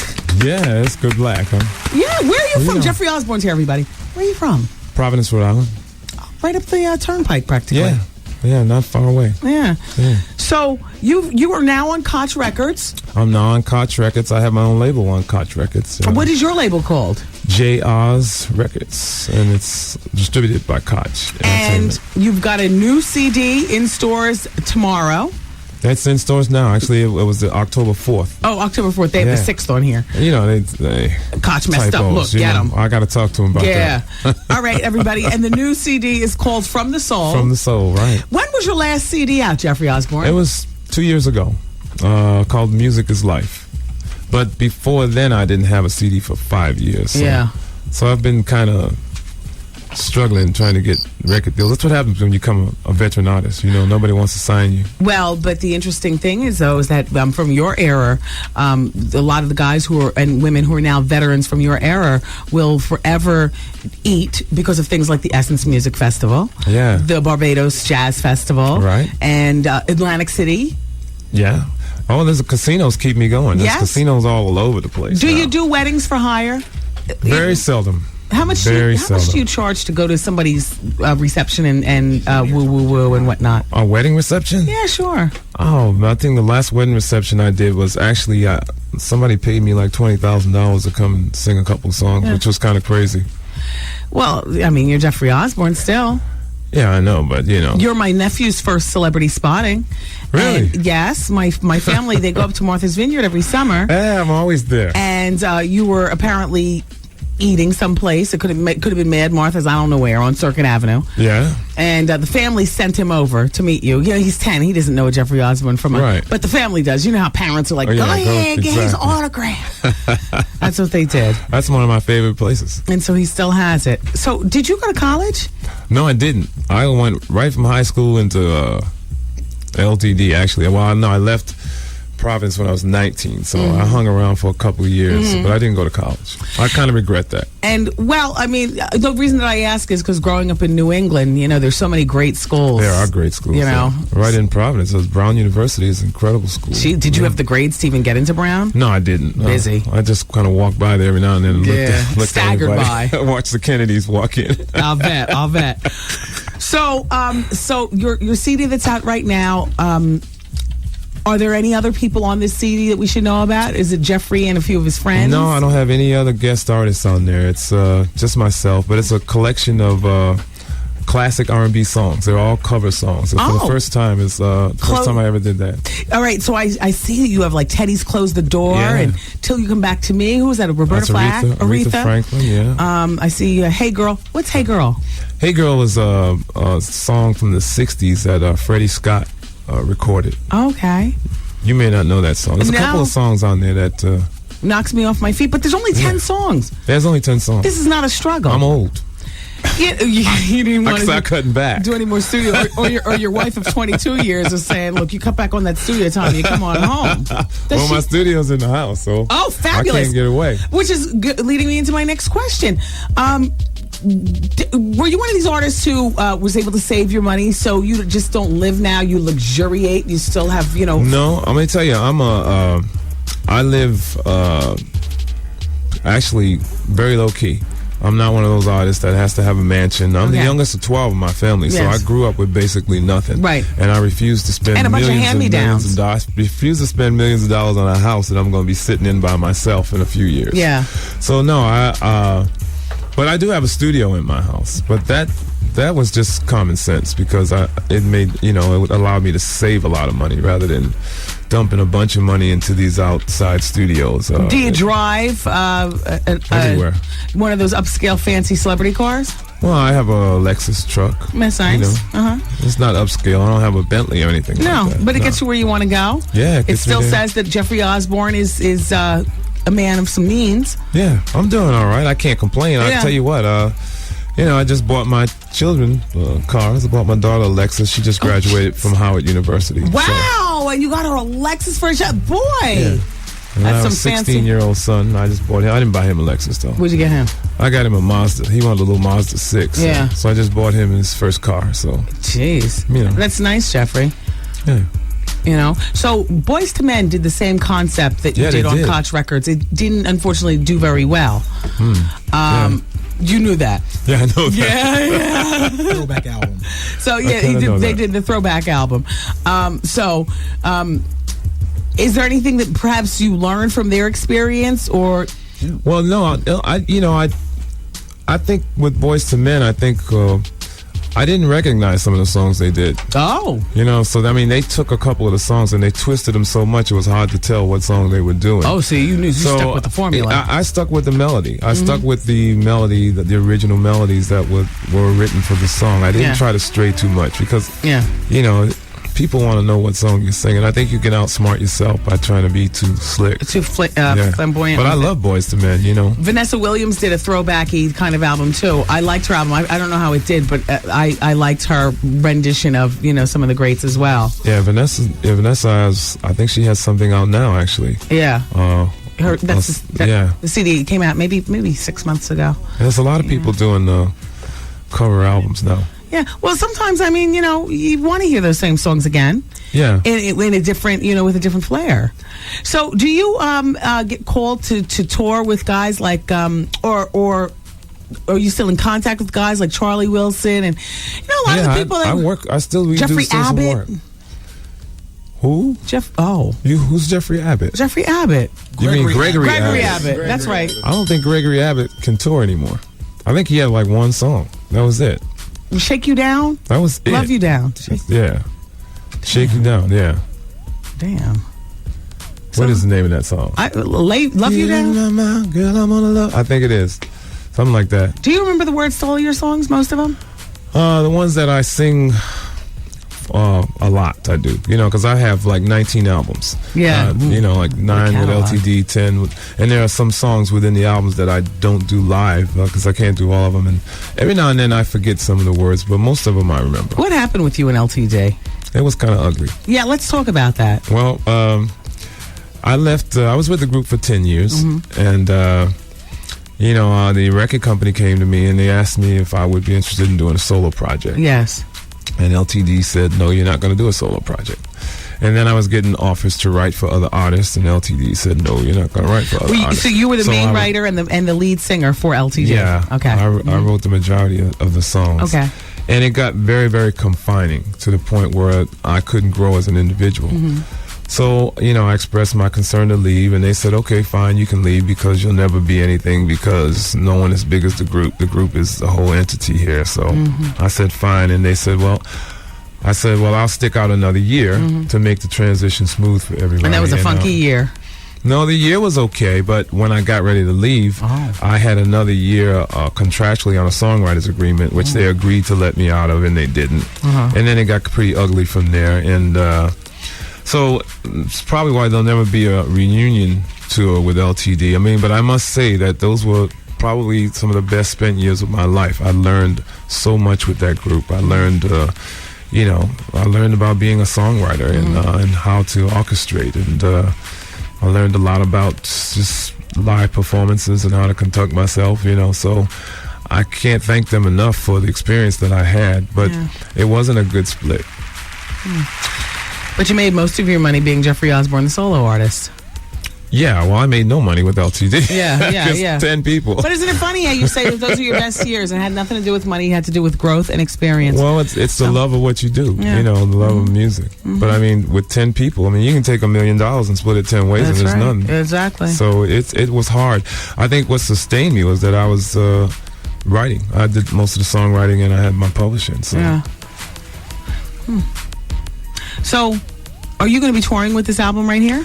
I hope to be touring. I just got off tour. I was on tour from June through September, and I'm taking a break here now. I'm actually working like every weekend, so which I prefer. That's nice. Rather than being out, all the time. Yeah, I've done it so long. It's been over 30 years that I've been recording, and to do a 3-month tour is, I've done it. So it's kind of. It doesn't. I love the hour and a half or 2 hours on stage, but it's the rest. It's the traveling, it's the hotels, it's all that, and so I kind of prefer doing it the way I'm doing it now, which is I'll work mostly weekends. I'm home during the week. I get a chance to, hang out with my son here and there, go to his ball games. Yeah. And, So when you're driving the Lexus and you turn on your CD, is there anybody in there of today, modern stuff? Only when my son's in the car. Yeah. Then I'm subjected to all of it. Are you tight while you listen to it? No, I enjoy it. I do enjoy it. Good. I'm very open. I listen to everything. Yeah. That's not my preference, but I listen. And right now he's banging Kanye West all day and all night. Okay.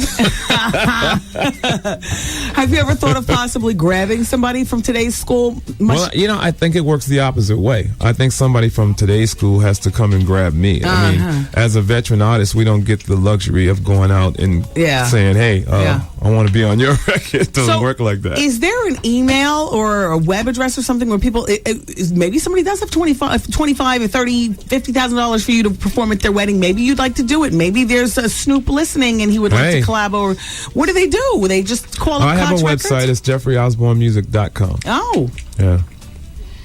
And, is there anything else that you'd be interested in as long as they're emailing you? Well, eventually I'm going to start looking for some talent since I have my own label. There you go. Right now I'm trying to concentrate on getting myself off the ground, but eventually I'd like to find some young talent and develop it because I don't think the young singers are being developed properly today, so I think that would be great for me. Thank you, Goose. Just give me a few more moments. Show this man some respect. Affiliates, give me another 2 minutes. It's Jeffrey Osborne. Yes. Now, your peer, Ron Isley, just married his young talent. Candy. I wish him the best. You better get something for that lower back. I am sure that, you were friends with the Isley brothers. Oh, yeah. I love Ronnie. We've worked together so many times with LTD and the Isley brothers. We've done so many tours. Yeah, Ronnie's incredible. He's one of my all-time favorite singers. Yeah.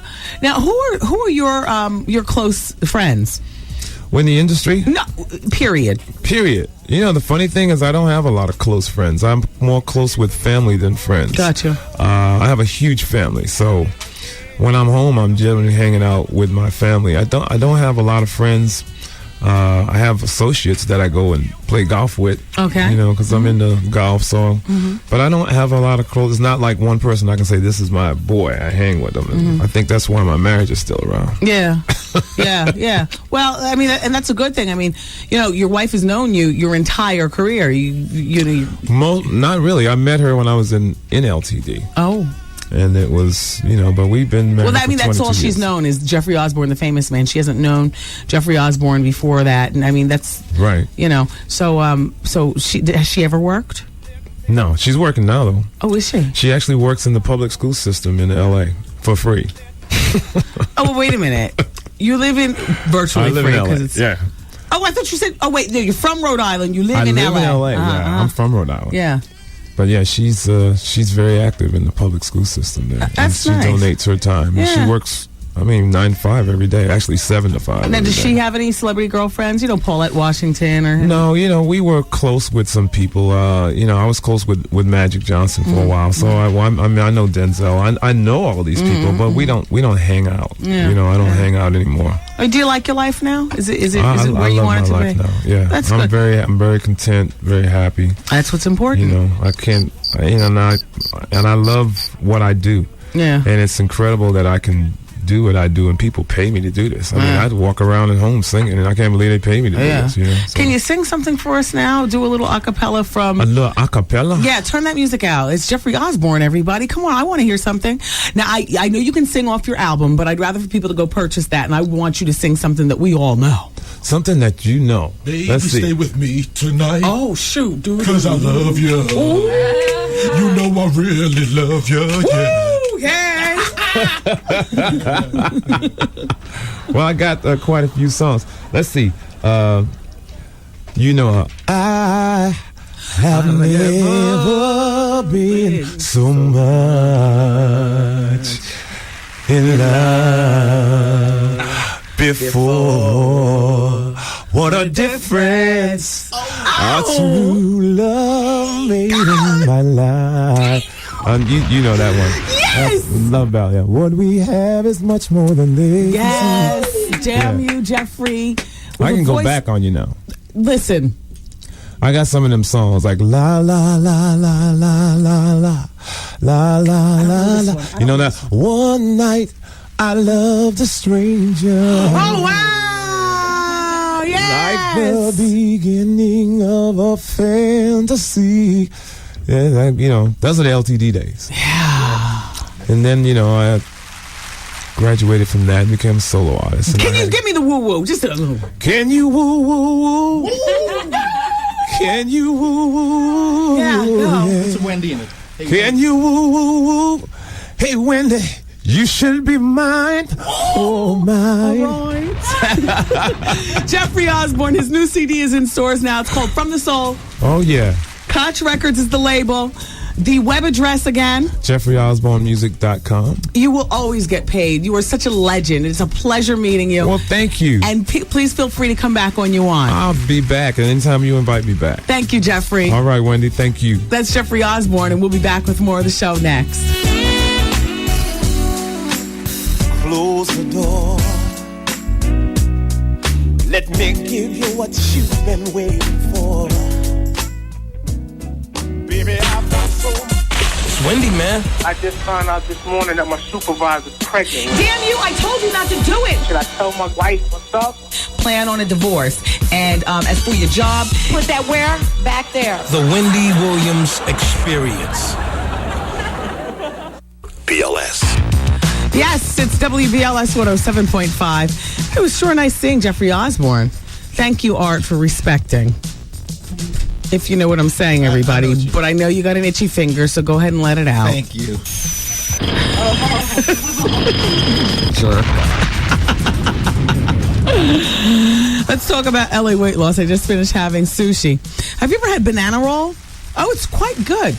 They put the spicy tuna and the banana mushy, and they roll it in the seaweed, and then they roll it in the rice, and you'd be surprised. The sweet with the spicy is really very nice balance. Very nice balance on your taste buds.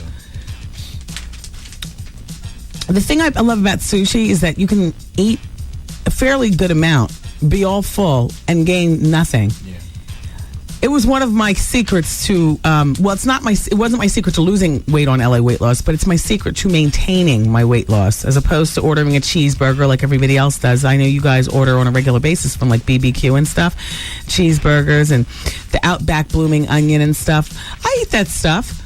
When I was on LA weight loss, that was a part of it. Everything in moderation, and you just really have to learn how to do that. Now, I'm totally off LA weight loss. All I do is crow about it, so it's up to me to maintain my 17-pound weight loss. I've been doing it. It's been 18 months since I left the LA weight loss program because I achieved my goal, which was to lose 15 pounds, and I did it in 3 months.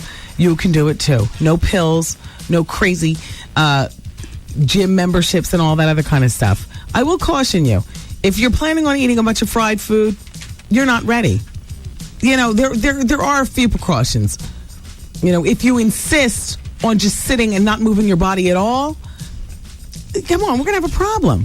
I didn't go to the gym. I don't go to the gym. But what I do is I walk, and I walk quickly, and sometimes I forego the steps or the elevator, and I will take the steps. Not here because it's 41 flights up, but you know what I'm saying. And when I walk tight, because I feel like I'm getting some sort of exercise. Do you ever clench your booty cheeks together and walk one New York City block? Do you know that when you get to the other side of the block and you let them go, boy, that's a workout right there. You ever walk a block with your stomach held in, all tight, like you're in the middle of a crunch? Fantastic. It's stuff like that helps along the way if you're going to be so lazy like me that you're not going to go to the gym. The rest of it can be done through LA weight loss. You got to learn how to eat differently, people. Yeah, everybody's weight loss program is set up individually. For me, I'm a carb craver, so how they had me set up, it was different maybe than how they'll have you set up, you know, if you crave sweets or whatnot. You have to call LA Weight Loss and find out about it. I can tell you one thing right now. I've gone down clothing sizes. I can't be sure exactly what size I am because, you know, clothes these days are so crazy with the sizes. All I know is that I feel great, and I feel like I look great, and I guess that's all that matters. He thinks I look great, and I'm not quick to grab a robe when I get out of the shower. Naked is my favorite way to be. I mean, clothes are just something I got to do because I have to, you know, leave the house. You know, or because I have a perverted 5-year-old son, you know, at that age, you know, they're looking at every damn thing. But I love the bra and panty look. That was never me. And I, you know, glimpsing in the mirror and saying, wow, thank you, LA Weight Loss. No, really, LA Weight Loss. I mean, you know, I've dabbled in the plastic surgery, and this is true. But that last 17 pounds, that was crucial. That was crucial to the situation. Did it on LA Weight Loss, 1-800-448-TRIM. You can do it too, sweetheart. 1-800-448-TRIM. It's LA Weight Loss. Listen, tomorrow morning at WBLS, we are kicking off our $107,000 cash guarantee. We're kicking it off tomorrow morning at 7:15 with the Steve Harvey Morning Show. We'll be doing it again at 12:15 and again with me at 5:15. 12:15, by the way, is our new midday person, Mark Jordan. And then 5:15 is with me. And if you be the correct caller, you're collecting $1,000. And that will be your share of our $107,000 cash guarantee. The winning begins when? Tomorrow morning at 7:15 with the fabulous Steve Harvey Morning Show. So make sure that you're listening to be entertained and to win the money. Let's bring our guest in. We love authors here on the show. I love the urban books, too. Books like Baby Girl. The subtitle is She's Robbing the Rich and Giving to the Poor. This is my kind of book. And here comes the author. His name is Jihad. No, he's not a white man. This would be a black man. His name is Jihad. Now, Jihad, welcome to the show. Thank you. Your book is presented by Urban Books. Right. Is this your label, right? No, that's Carl Weber's label. We met before. Right. You had the book out. Tell everybody what the book is. I just can't think. Street Life. Street Life. This is your second book. Mm-hmm. And you were with Urban Books the first time. Yes. You're the gentleman who was in jail? Yeah. Okay, and you wrote your book Street Life while you're behind bars. Right. And now you're out, and you've turned your life of crime into a life on the path of... Exactly. Trying to get people to stop, not to go through what I've been through. Yes. By telling my story and all the stories that I interacted around when I was out in the streets. Good man, Jihad. Okay, so Baby Girl, what is the story about? Well, Baby Girl is about a sister that she really has it bad. You know when you say, you know, you got it bad, but there's always somebody got it worse when you look around. This sister grew up homeless. She watched her mother and father get killed, and she's growing up on the streets of Atlanta. You know, a white scam artist by the name of Shabazz, who thinks he's black, is raising her up on the streets of Atlanta, and she just goes through all this stuff, and she ends up getting caught up, you know, with these scams and hustles and everything with the St. Louis Black Mafia, and it's one of the biggest strip club owners in Atlanta. A white chick named Stevie Brown, who's a dirty ex-cop. Okay. And she wants to get out the game and take her girls with her to get out the game, but the only way she can is basically if she takes down the St. Louis Black Mafia and this lady named Stevie Brown. There's a lot of twists to it, but basically she's trying to really get She back meaning Baby Girl. Baby Girl. Okay. Yeah. Robbing the rich to give to the poor.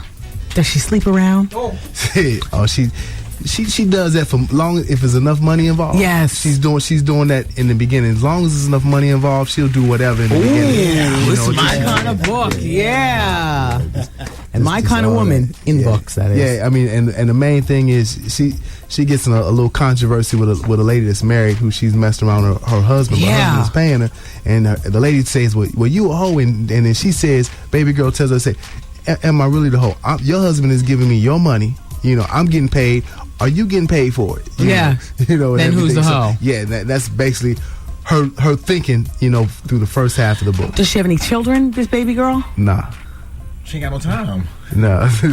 Yeah, she was young because she grows up, you know, just on the streets, and as soon as she gets to be an adult, you know, she loses her mother, loses her father, and loses some other people that are around her. Yeah. And then she goes back to the lessons that she was really that were being instilled in her when she was young, when living in a cardboard box. Yeah. We've all had fantasies about that old Robin Hood cliche, but baby girl is doing it. She made Atlanta her own personal Sherwood Forest. She's robbing the ballers to give the money to the homeless and the dejected. She's had a hard life, but now, with the help of some others, she's about to make a difference in the world. The only question is if that difference is for good or for bad. Thank you, Jihad. Now, how do people get this book? They can go to urbanbooks.net. Urbanbooks.net, Amazon.com. They're in all bookstores. Oh, good. Today was the national release, so this everywhere from Walden Books to all the... Definitely support the African American bookstores and just everywhere you can get the book. This is fantastic. And your first book is still in stores? Oh, yeah. Street Life is still in stores and still doing real well. It's a page turner. Yes, that is a good book. Yeah. That is a good book. It's so many books ago that I read Street Life. I got to tell you something. I love when the authors come in, I devour the books really quickly, and then I put them aside. I forget what they were about. Sometimes I send them to my girlfriend, Lisa, and sometimes I put them up on the shelf and whatnot. But I love your book, your first one, and I'm definitely going to check this one out. I've actually had it for about 2 weeks. Haven't had a chance to read it yet, but I will. All right, so his name is Jihad, Jihad, and today his book is nationally released. It's called Baby Girl. She's robbing the rich and giving to the poor. Fantastic.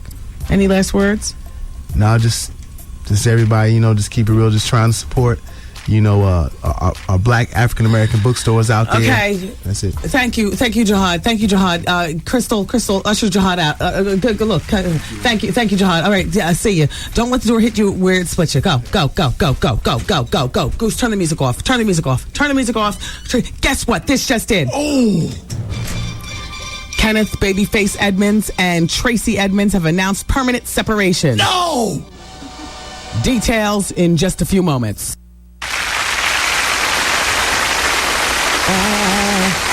I've never been so much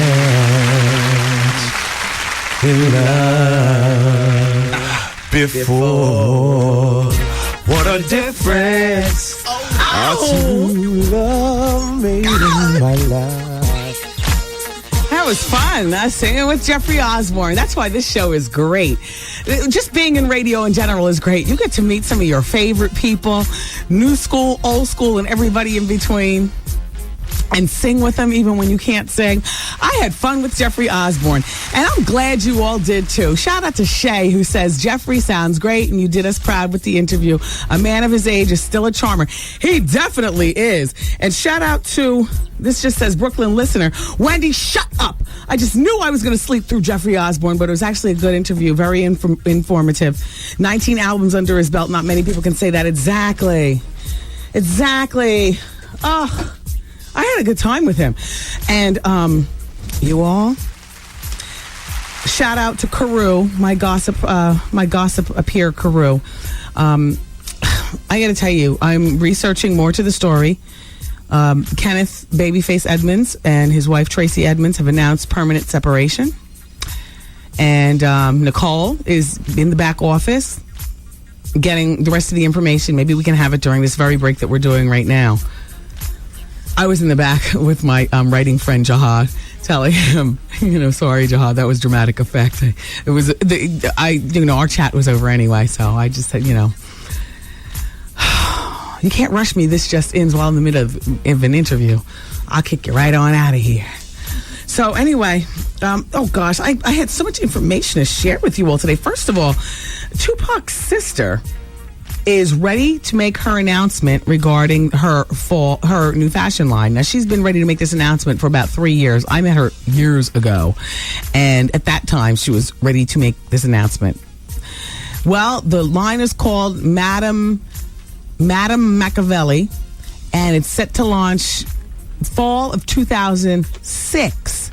It's a high fashion urban line, she says. It's going to feature asymmetrical garter mini skirts and bustier gaucho cat suits, corset style tops, hip huggers suits. Where is Art on the buttons? Where is Art? Well, damn it, I'll go around and press my own buttons. I'm talking about this damn clothing line. I'll tell you exactly what's going through my mind right now. How do I press? I don't see where to press. Okay, we got it. No, that's not it. Here it is. No, wrong. Here's the button. There you go. Don't let me get proficient on the sound effects. Okay, here's more to the story. This just in. All right, wait, hold on. I'll do it myself. Right. I'll do it myself. Hold on. This just in. Oh, let me get back to my seat. Hey, I have announced their separation. They remain friends and will continue to work together in their companies and various business ventures. They have 2 children. Reason for separation, there is no reason. They're not offering any comments. Well, thank you so much, Carew. Stay on top of that story, and Art will stay on top of you. Hold on. I need the right button for that one. Okay, go ahead. Oh, wait, wrong one. Wait, wrong one. Wrong one. And Art will stay on top of you. How you doing? All right. Even after he sees me running around doing my buttons and coming back to my seat, he makes no effort to come back in here and help out with the show.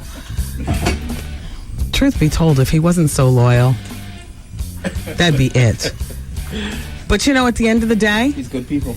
If I have a choice, Goose, for real, if I have a choice between absolute proficiency and loyalty, that I can work with the proficiency, I'll take the loyalty every day. And don't tell him I told you this. But truth be told,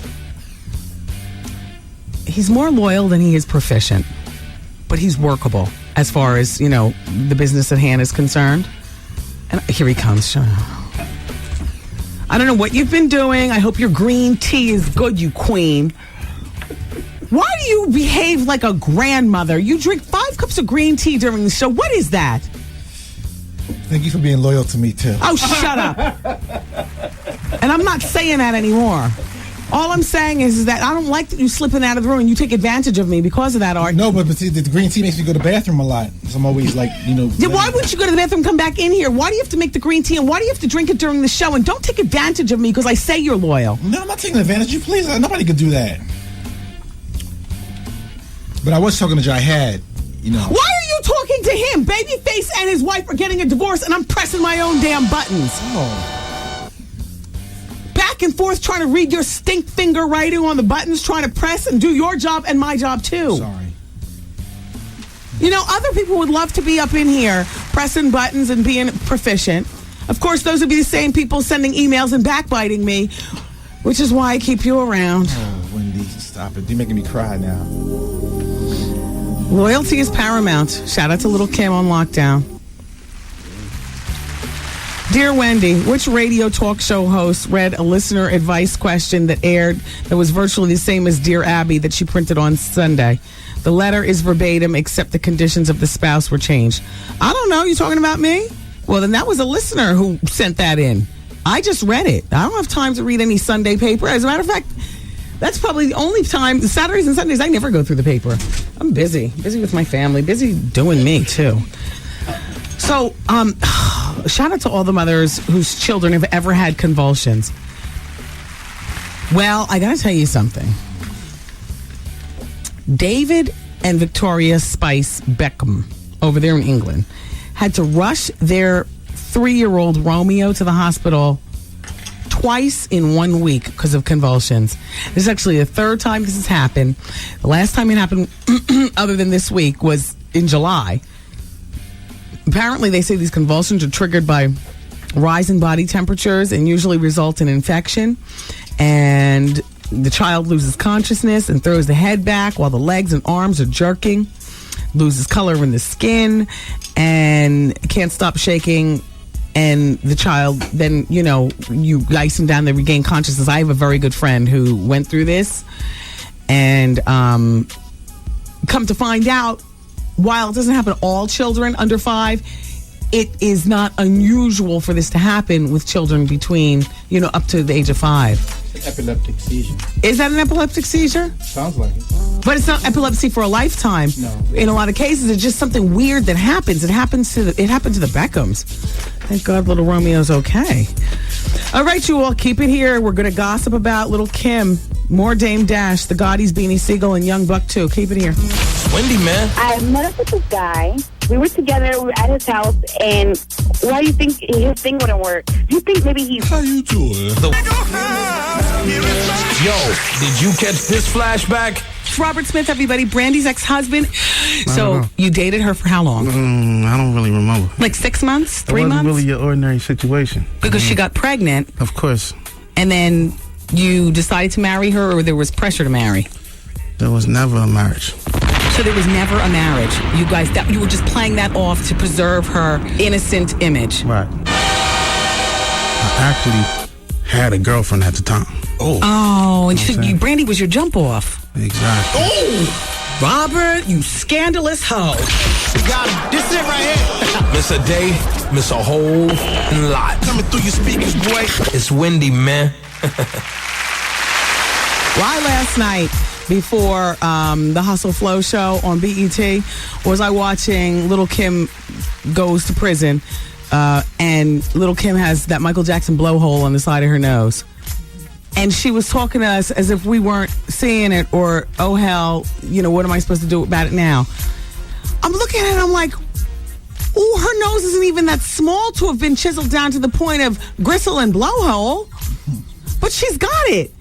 Art, what were you doing right before the Hustle Flow show came on? Weren't you watching Little Kim? I was cooking. Oh. Girls, do you know what I'm talking about? Yeah, on Access Lens. Yeah, did you see that hole on the side of her nose? Yeah, I was staring at her the whole time rather than listening to it. Yeah, it's very distracting. Yeah. Because you're wondering why it is that Michael only has a little light switch stump left. So we understand why he's got a blowhole. But Little Kim she's still got a lot of nose left. Man, that plastic surgeon just butchered her. I'm so glad I don't go to him anymore. And the sunglasses on top of it. Yeah, the sunglasses on. No, just the whole bit. He used to do my Botox. He used to brag to me about how he did Little Kim's nose job. I'm like, nigga, please. Why? Dame Dash, is that your wife, your flunky, or what is that? Wife. What? How did he treat her? Oh, yeah. He treated her just like she was just a straight chicken head. Just somebody straight sitting there on the couch. Kamora Lee Simmons put the blueprint down for how you act being a mogul's husband. Now, Kamora, you've never been to this show. We finger waved each other before. I've talked about you. I know you've talked about me. But I have to say one thing about you, woman. You put the blueprint down for if you're going to be a piece of arm candy and marry a man of means, you jump in there and you show him, the world, yourself, and your future kids that a woman is more than just a model statue. Because Kamora is like, whoa, always on her hustle. Worth just as much as Russell. Yeah. And would never be sitting there on the couch, sitting on the sidelines. I understand Rachel Roy has the Rachel Roy clothing line and stuff, but whatever. Dame doesn't even address her when he's talking. She has to kind of like it was just like crazy on the Hustle Flow show last night. All right, don't talk like me. Talk for yourself. What did you think about her role in the show? Oh yeah. She wasn't really like a priority in his life as far as like his main chick. That's what I got from it. I mean, I know they're together, but it didn't seem like a husband and wife type together. But that's him though. He's like that. He's like that. Though. Yeah, but you know what? Maybe Russell's like that too. But Kamora has stepped up and let him, the world, and her two girls know that women are more than just arm candy. Russell's older. He's more settled. Dame is still hot and popping, So two different demeanors. I don't know. I just hate her role on this show. I just wish she just wouldn't be on the show if she's just going to be there. Like nothing special. She's cute though. Well. And where'd that baby come from? The little girl. Was that her little girl from before him? How long has Aaliyah been gone? How many years? It's not. No, please don't start mass. It looks like Aaliyah. 4 years. 4 years? How long have they been married? They were recent. Yeah. Yeah, very recent. I'm not spending any more time with this. Junior Gotti, he's only 15 years old. The youngest Gotti, 15 years old, just opened a new tanning salon out in Long Island, and I can tell you right now, it's going to do well because people do love to get their tans, and they're going to want to. Goose, that might be an informant on the line. They're going to want to get their tans and see if they run into one of the Gotti boys. And it was a $250,000 investment for which, mama, bank loan, whatever, they were able to get that done. And he has a partner. I think that it's fantastic. Guy says it's Damon's baby. It's Damon's baby. With Rachel before everything happened. Was he cheating on Aaliyah with Rachel? Who was the informant? They can call back. I don't know. Yeah, have to call back. Call back. He just gave it in Yeah. That Gotti kid, he just opened his tanning salon on Long Island. It's going to do well, I know. Once again, sorry to hear about Beanie Siegel's dad. For what it's worth. We don't really know each other. We've, been through our conflicts and stuff. Shout out to your moms, and sorry to hear about what happened there in Philly. Eddie Murphy is enforcing this. You know what? This is about to get so ugly, it's unbelievable. And I tell you what, there are going to be more blind items going on in the near future regarding this relationship than because as the mother, I'm mad for Nicole.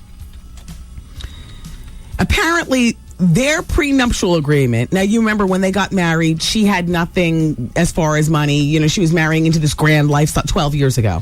So I guess she was willing to sign anything he put before her, And he said something like $1 million a kid. Fine, I'll pop out as many as I can take, and still snap back into shape. And she did. He's insisting that their premarital agreement is valid and enforceable, and he intends to use it to make sure he doesn't lose a valuable chunk of his fortune from his soon-to-be ex-wife. This goes on to say, in the divorce papers, he insists Nicole shall be restrained and enjoined from having the children in the physical presence of Alan F. Daniels. What if Alan and Nicole get married? Is that still enforceable? Alan is the jump off, so why would you have the kids ever been around Johnny Gill? It's Uncle Johnny. Oh. It's Uncle Johnny. It's their brothers, remember? Oh, living on the property. Yeah. Allegedly. Wow. Well, this is going to really be the battle royale. What if she ends up marrying him? And she will. She seems like one of those types who will go on and get married right away. You know what I mean? He's not Eddie, though. No, it's not Eddie. But she has half Eddie's money. She doesn't need Eddie anymore. She's got Alan to spend all that money.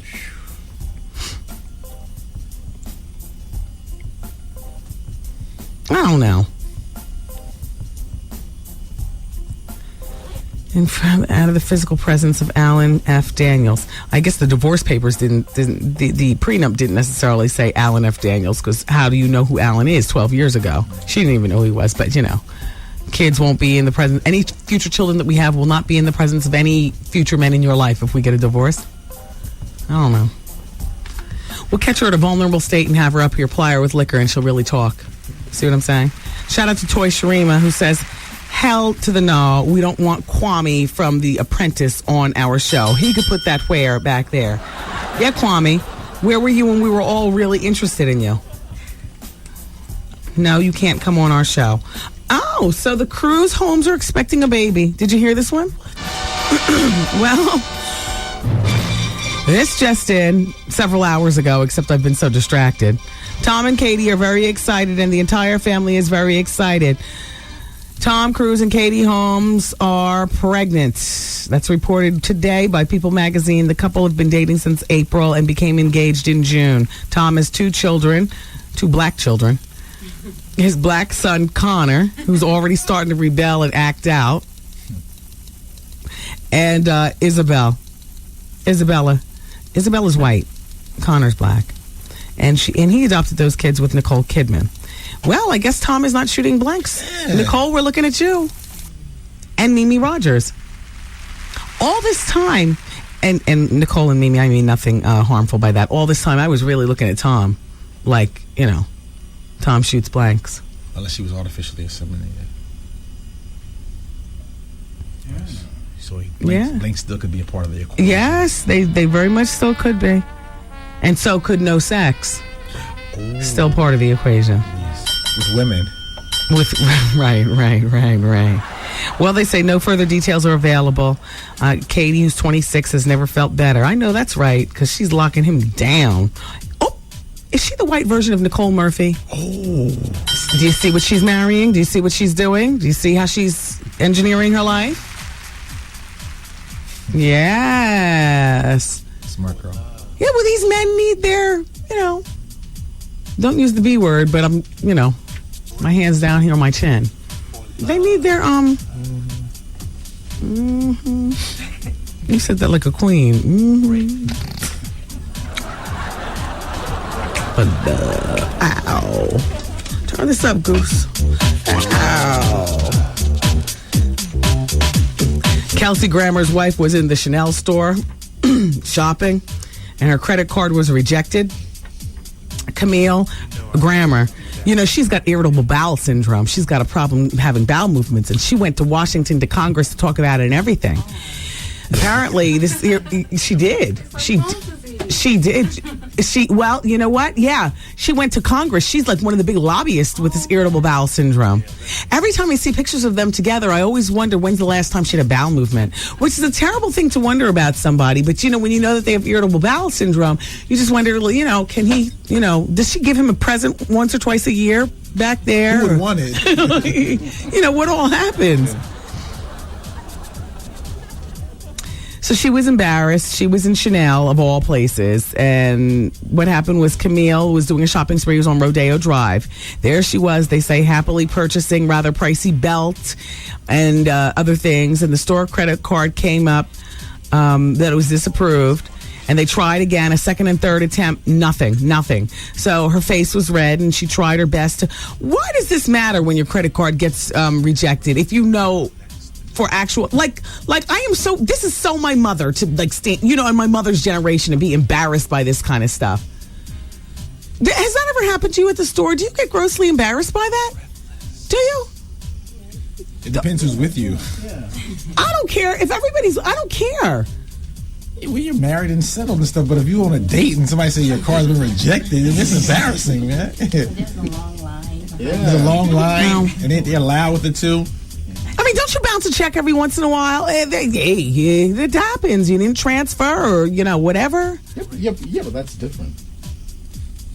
Well, it depends on who you write the check to. You know what I'm saying? You're writing the check to do a business deal, buy a club in Ontario, your check bounces. How embarrassing, right? I don't know. I just don't see this as a big deal. Maybe because I'm looking at it from Camille's point of view. Your husband is Mr. Girlfriend. Your husband is Dr. Crane. Why do you have any need to be red-faced about anything? The belt that she wanted cost $1,343.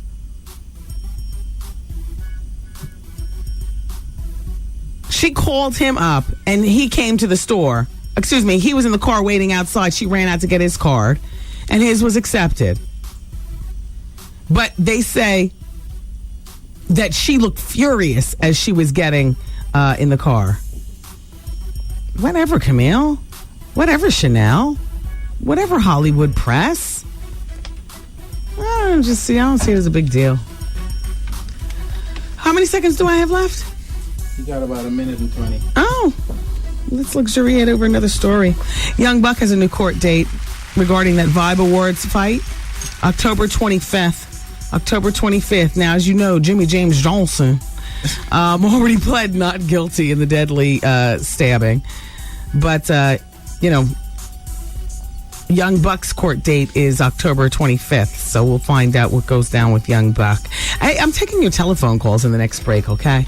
You guys be well thought out. Remember, when you call up, turn your radio down because I don't want to hear, the feedback going on. And we'll gossip about, other Hollywood goings on in the next break. Okay, including Whoopi Goldberg and Jane Fonda and Kevin Garnett. I must deliver that story before the day is done. Little Derek Jeter, if we can slide it in. Damn. By then, it'll be time to go. So you all keep it where you got it, and I appreciate you for doing that. Thanks. Wendy, man. Now, my question is about the Kegel. Why is it every time I try to do them, I have an orgasm? Is that normal? I don't know, but it must be pleasurable. The Wendy Williams Experience.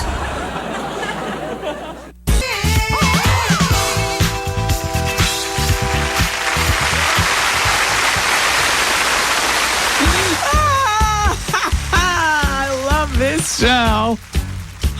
I love being here every day. Oh, my gosh. Woo! I hope this show works for you the way it works for me, because it takes my mind off a plethora of other crap I got going on. You know what I mean? It's just a nice place to be. It is nice to be here and entertain you all. And it is so flattering when you all say that you listen. All I'm here to do, all we're all here to do, is just to take your mind off of whatever is troubling you, put a little smile on your face, because it's a rough world out there, that's all. And I like to think of this as our little oasis in it all. So Jay-Z's on the cover of the new Fortune magazine, the October issue, and inside he's talking about his transition from the rap booth to the boardroom. Yes. And here's one of the many quotes. I'm doing this for other artists and people in the hip-hop culture. There is nothing hot about a 45-year-old rapper. Well, you couldn't tell them that the night of hip-hop honors. That's true. Right? Shout out to Kid Creole. I got to check that article out. I have the magazine actually on my desk. Dear Wendy, is it true that Will Smith and Jada Pinkett Smith are throwing a New Year's Eve party and charging people $600,000 to enter their home with the proceeds going to Hurricane Katrina? I don't know, but I think it's a fabulous idea. How much they charging? $600,000 a person. Why not? Paulette and Denzel can afford that. I mean, there's so many wealthy people. They're not inviting me and you. Yeah. Say we got a bank loan and we got the money. We had $600,000 plus an extra $100,000 just for GP. They're not letting us in their home. This is for special invite friends. I think this is a fabulous idea. Let's go to the telephone, see what people are talking about, just in general. Not Will and Jada. Hello? Hi, it's Wendy. You're on the air. Hello. Hey. Hi, did I get through? Yeah, it's nice to have you here. What's going on? Nothing. I have a question for you. Okay. How do you get rid of a stalker? Uh-oh. Call the cops. I know, but he has a record, and I don't want to get him arrested, but I just want him to leave me alone. It's like an ex-man, but he's not in the head. You got to choose. This is your ex-boyfriend? You got to choose. I'm telling him he's my ex-boyfriend, but he's not getting the head. So I changed my number. I mean, you found somebody's head.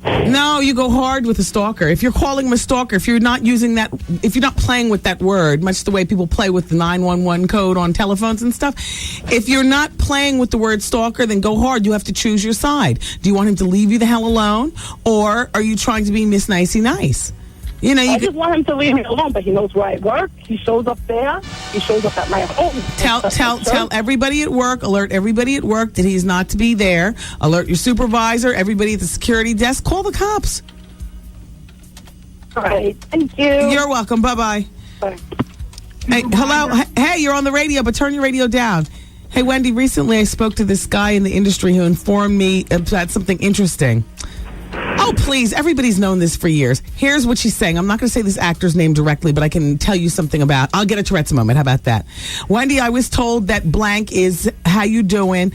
I can't believe it. According to my friend, blank supposedly has a thing for just legal boys on the set of his movies. And anyone on the set of his movies must sign a contract to not disclose any such activities blank participates in. Please tell me if you've heard such allegations and what do you think?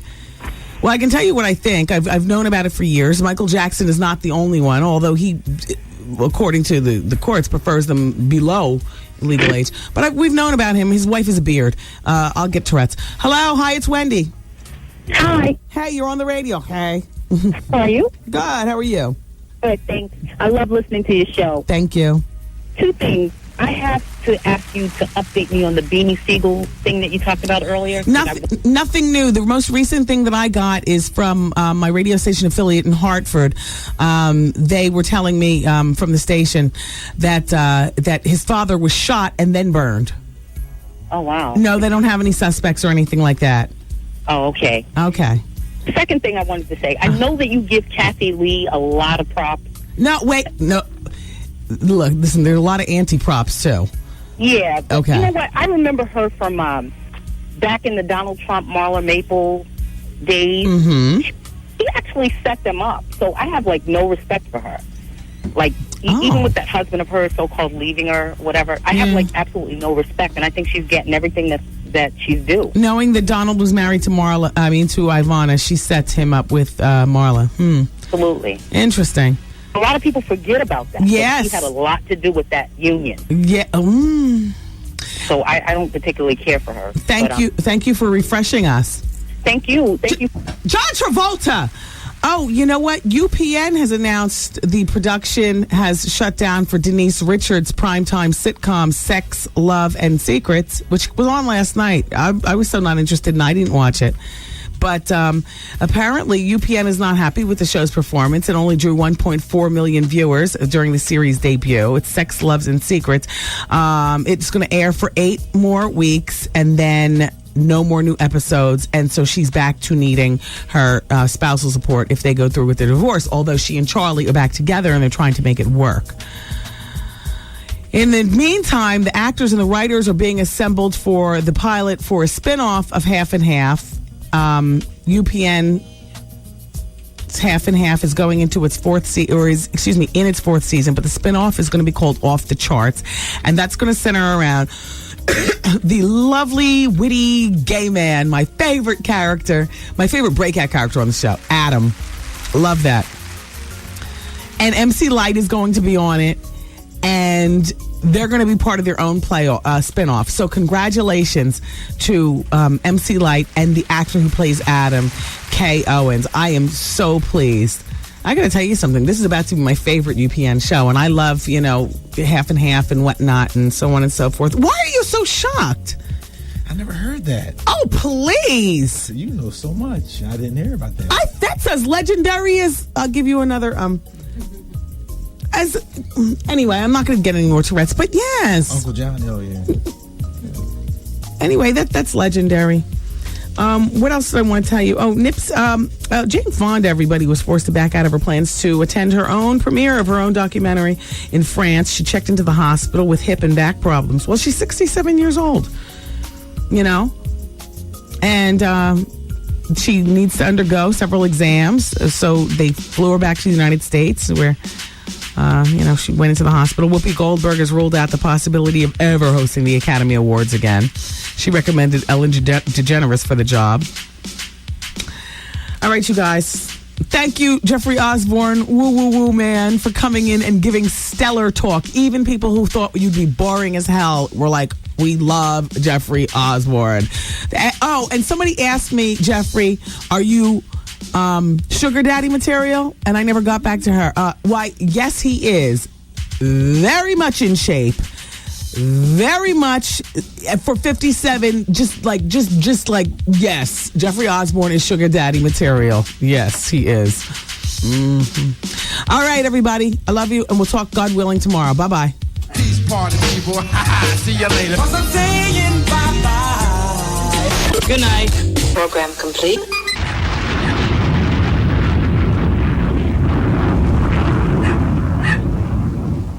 I got a whole bunch of stuff I got to finish out on the bonus hour. We still have to talk about Kevin Garnett. We still have to talk about Derek Jeter. I still wanted to talk with you about the nickel. Since, we started the show all functified, I was trying to explain about the nickel earlier. I wanted to talk about Viagra. I wanted to talk about M&M. I want to talk more about, there's really no more to the story with Tracy Edmonds and Babyface, so there's nothing more to talk with about that. But if you just turn on the radio, I'll fill you in what's going on there. We have wide open phone lines when the bonus hour starts, so we'll begin at the top of the hour, everybody. So fan out for now, and I'll see you back here just about 10 minutes from now. 107.5 WBLS.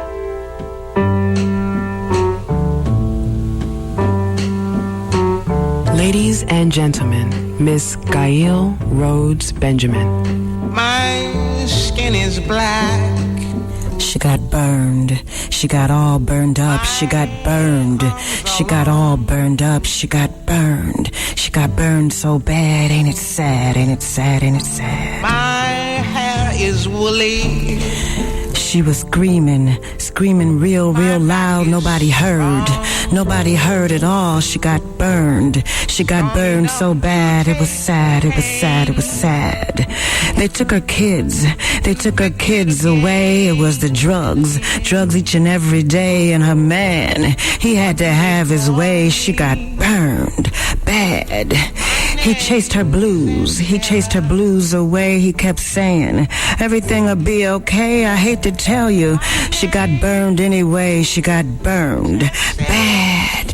She got dressed, put her pink party dress on. He said, be nice. Be nice and stay at home. She needed air. So she went out anyway. She got burned. Bad. He got mad, pulled the alcohol on. He lit the match. And she was all aglow. She got burned. She got burned so bad. It was sad. It was sad. It was sad. She couldn't move, couldn't dial 911 because he was cruel. He wouldn't let her go. She got burned. She got burned so bad. She got burned, y'all. Bad. She was screaming. Screaming real, real loud. Nobody heard. Nobody heard at all. It happened late. Late one night in May, she woke up. It was a brand new day. She couldn't move from her hospital bed. She couldn't believe she wasn't dead. And I tell you, so I can let you know, if you're in a bad situation, you better let it go, because I got burned. I got burned so bad. I got burned. I got burned so bad. I got burned. I got burned so bad. I got burned bad, y'all. Your radio station, WBLS, wants you to know that there is someone who will listen, that there is someone who will help. Call Safe Horizon at 1-800-621-HOPE.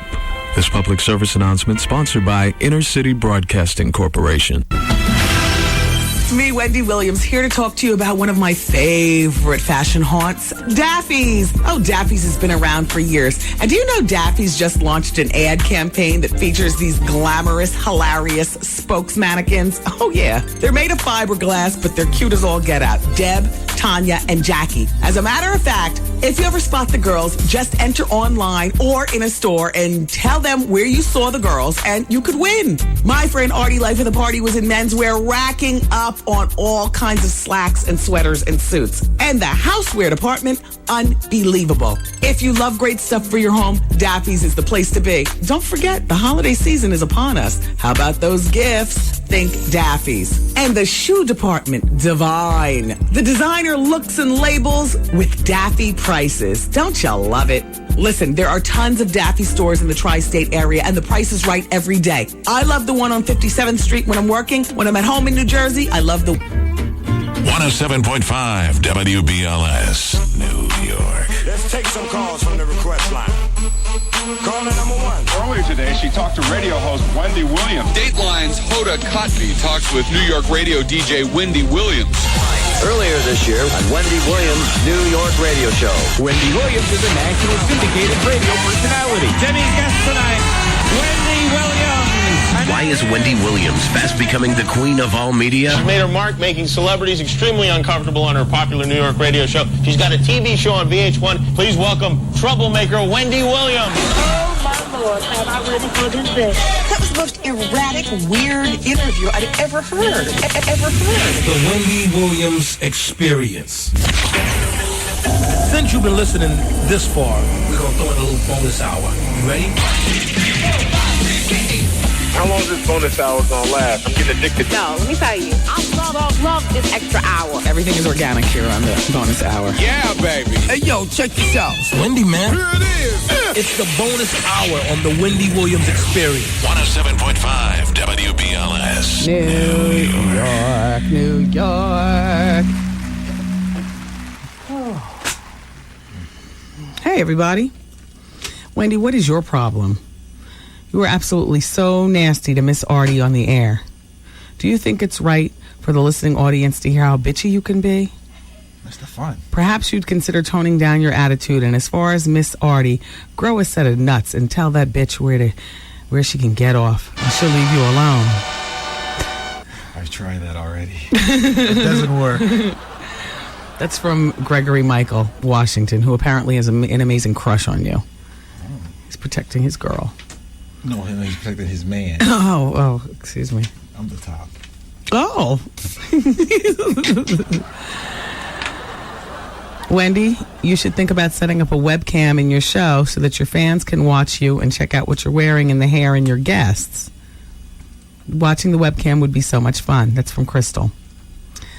You know, Crystal, they had a webcam in here. And Art, do you remember what we used to do with that webcam? Mm-hmm. Turn it around. We used to turn it around to face the wall. Because what I felt that was going on was that WBLS was showing a show, and this was before the VH1 and, you know, all like that. And, you know, I'm just like, no, we're not giving this away for nothing. I mean, the radio is free. But everything else, and I'm not saying that you, John Q. Public, should pay, but in some way, shape, or form, I feel like I should be collecting a check for the visual. Do you understand? I mean, out of you know 20 days in the month that we work, which is, you know, 5 days at 4, I come dressed like it is for a cam. 17 of those days. 3 days I might wear, you know, sweatpants or something like that. But I always have, even when I did mornings in Philadelphia, I'd have to wake up at 3 o'clock in the morning and, you know, I'd be rifling through the lipstick, teasing my hair and the whole bit. And I don't know why, I just do it. It just makes me feel better. You know? But I'll be at the Laugh Factory tonight. Up close and personal visual. Yeah. I'm wearing big, tall boots, size 12. And a little mini skirt. 15 inches. Maybe too many for a woman of a certain age, but if I was able to do it when I was 18, perhaps I'd be over it. I'm not. And I got on a black sweater and really big hair. Really big. And I'll see you at the Laugh Factory tonight. The doors open up at 8 o'clock and the comedy starts at 9 o'clock. And I really do feel in the mood for some laughing and carrying on and, you know, having some drinks and the whole bit. But Jeffrey Osborne was really a good talker. Yeah, surprising. That was really nice talking with him.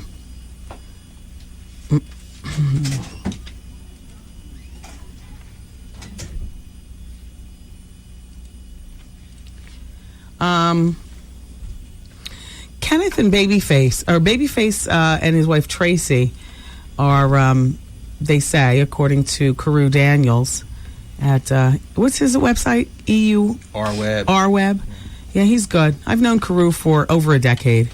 He's my peer in the name of gossip. How you doing, Carew? And whatnot. But Carew sent us this information earlier today, about an hour and a half ago, actually. They're separated, and they say that they've been unofficially separated for quite some time, but now it's gone public, and they remain the best of friends. They will continue to work together for their companies and their various business ventures. They have 2 children together. They've not given a reason for the separation, and they're not offering any comments. They just want to quietly divorce and go on about their business and still produce stuff like the Little Kim documentary, which when she comes out, she's going to have her reality show, you know. Babyface and Tracy's cameras, Edmonds Entertainment, have been shooting her and whatnot. It makes it a little easier to work together when you have kids. Not because it's easier for you as the adults, but you realize that you're working for a common cause, and that is, you know, the welfare of your kids. You have to you have to behave politely for a common cause. Oh, I know she did, Art. You don't have to write me a note. I know that she is legendary. All right. I mean, he's legendary, but she is legendary. Mm-hmm. That's okay, sisters. We could do it for ourselves, too. All right. I'm not saying it's right, but you know what I'm saying. Plenty of married people have 2 separate lives, if you know what I'm saying, and I think you do.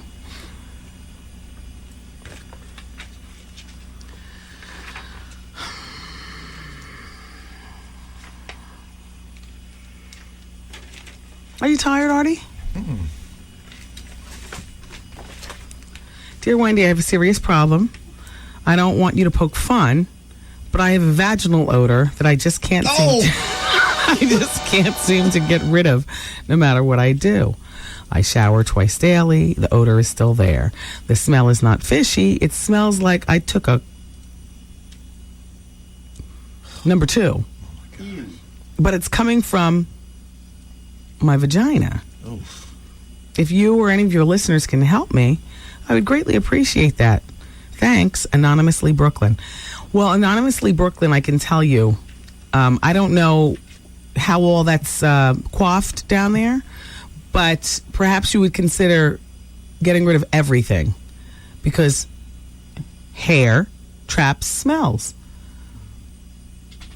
Beyond that, go to your GYN and ask your GYN. Go there specifically, and don't have that meeting in his or her office. Have it with your legs wide open like you're about to deliver a baby, so that he or she, I know it's embarrassing, but seriously, and warn them. Have them get down there and tell you, what the hell. It could be your diet. Maybe you eat too much garlic. Maybe tomato sauce doesn't mix well with your pH balance of your body or whatever, and you get smells. So when's the last time you had sex? You know what I mean? Let's go to the telephone. See what people are talking about. Hello? Hi, it's Wendy. Hey, Wendy, how you doing? Good. You're on the radio. Let me tell you something. This girl with the vaginal odor, she needs to check out how she's handling her hygiene.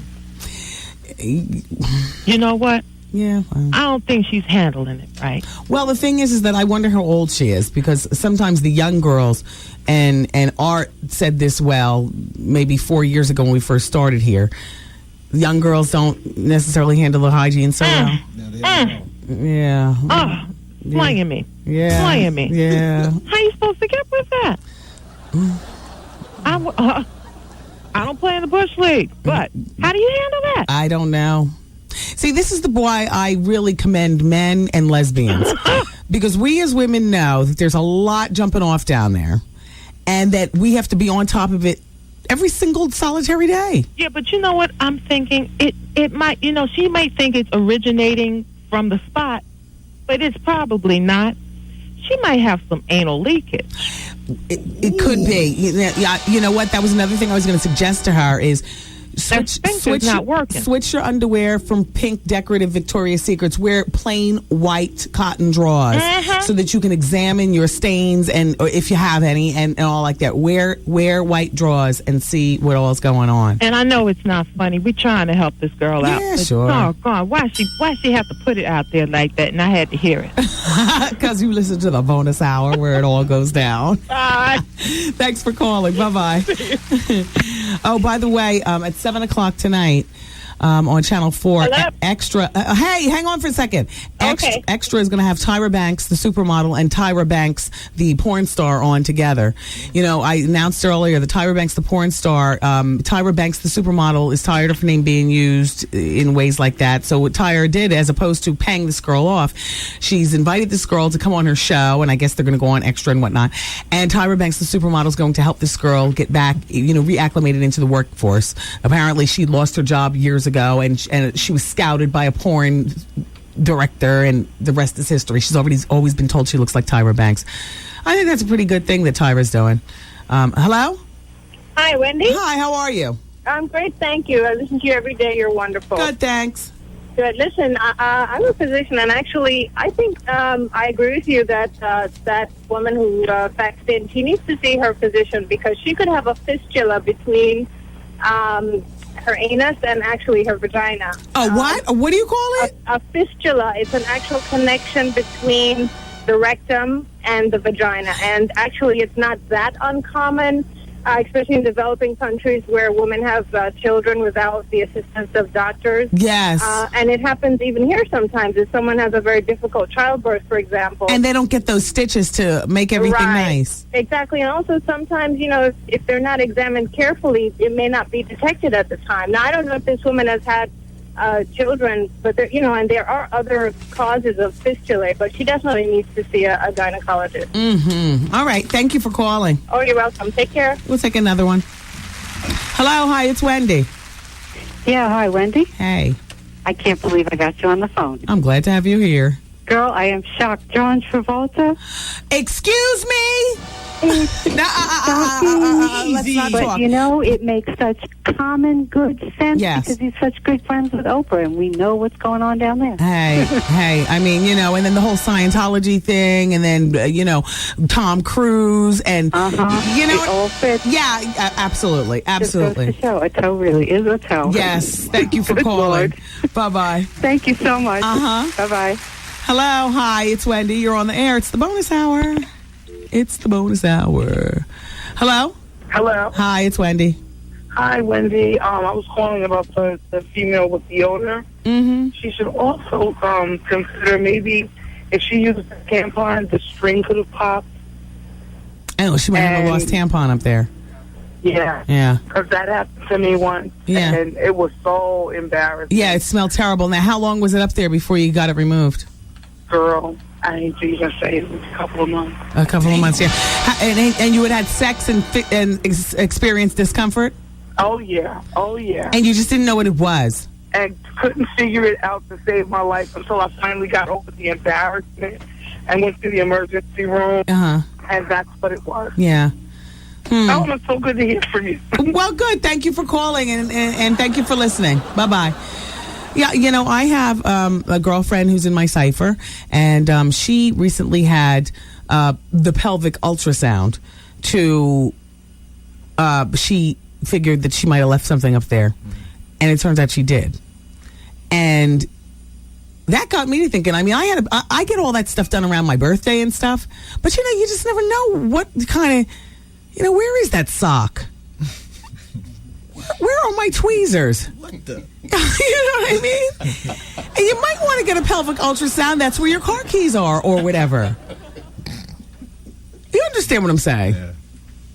I got one just for the sake of doing it. Condoms are very common to be up there. Yeah, you lose condoms up there and stuff. You can't squeeze everything out. I remember as a single woman, I used to love the sponge.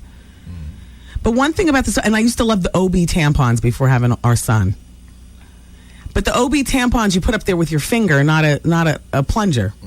So then there's a lot of digging around and stuff. You ever have your diaphragm caught up there? The sponges are pretty good because they won't be up there for more than 3 days before you can finally just, you know, work them, you know, down with your Kegels. You know, you work them down and squish them out into the toilet. It's tough being a woman. And I admire men and lesbians because, you know, you all make a conscious effort to deal with all that. And I know it gets good to you, but in between the good... Exactly. Oh, boy. Eva Longoria auctioned off a date with herself to a Los Angeles millionaire named Frank Marone. He bid $20,500 for hurricane relief for a date with her. Maybe she'll end up... Well... Wyclef has just cut a deal with HBO. And the deal is to produce and star in a comedy series loosely based on his life. I'm thinking, you know, for some reason when I think of Wyclef, I just don't think comedy. You know, I think drama and, you know, music with a purpose, like Bono and, you know, like that. I don't think comedy, like, it's, you know, I'm going to be laughing. You know, I know, like, Beast is his right-hand man in security. Beast. Very serious. Very serious. I just don't see comedy. But then again, we don't see everything in celebrities' lives. There might be a whole lot of Bobby Brown moments behind the scenes. Look at the Osbournes. Yeah, we've been looking at them way too long. But good. You know, get the money. Wendy, there's this man I've been dating that plans to ask me to marry him. I found out and he doesn't know I know. He's a very good man. The problem is that I have some credit issues. I may have to file bankruptcy. Should I tell him once he proposes or not? I'm afraid and embarrassed because he's very well off and he has excellent credit. No, he doesn't know that you know. Wait until he proposes. And he's well off. You can sit on the sidelines of the credit game for 7 years while everything is in his name and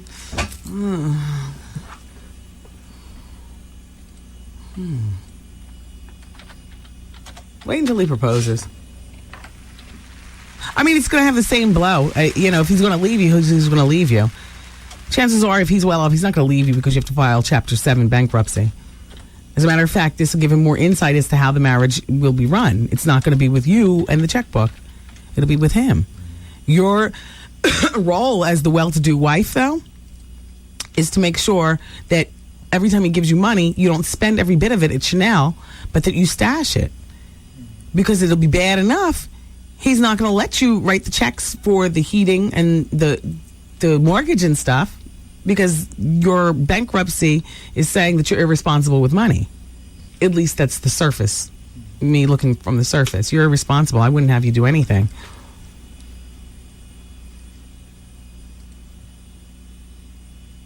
I would tell him. Wait until he asks you to marry him. In the meantime, start being proactive to clean up your mess. You said you may have to file bankruptcy. Doesn't mean that you do have to. As a matter of fact, if you tell him, he'll probably swoop down with the money, save you from that, and it'll be all good. See how life works out?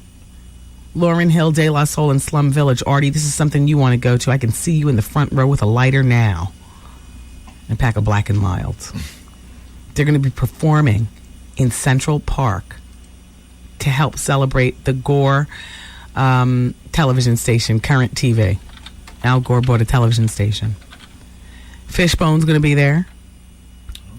And this is all going on tomorrow from 6:30 to 8:30. You go there, and then you go to Nagasaki later on tomorrow night. There you go. Out in Hempstead. Yeah.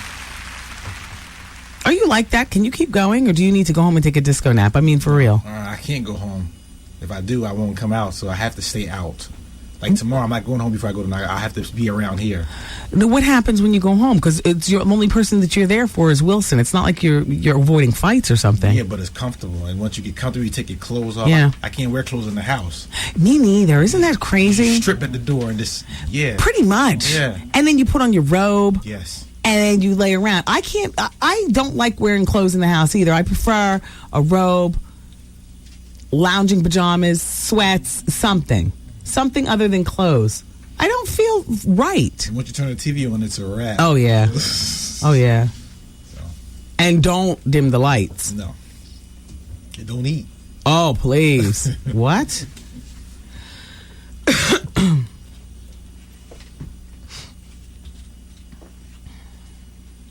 Sunday evening, Sunday for dinner, I decided let's open up a nice bottle of wine, you know? Oh. Well, I'm growing up. You know, I cooked and stuff, and we were all there, and I said, let's open a nice bottle of wine. I knew that I had things to do. I had to read through the second half of the manuscript,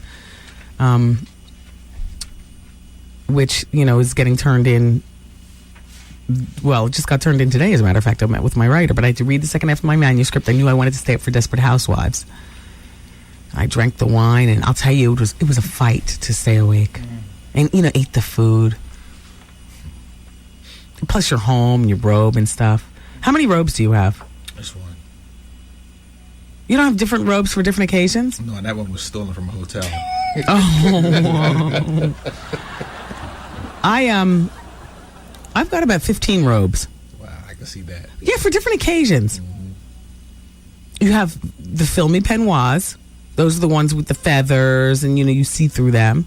Then you have, you know, he doesn't throw up anymore, but for the purpose of, you know, you have that robe that has forever stains on it and stuff. Even when you wash it, the stains are there.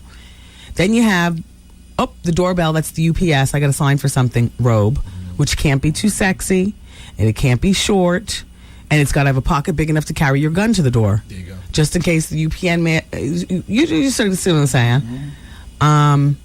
Then you have the mommy, you know, from his bedroom, and you have to quickly throw on your robe to see what's going on, which pretty much looks like the UPS robe, except a more feminine color. Yeah.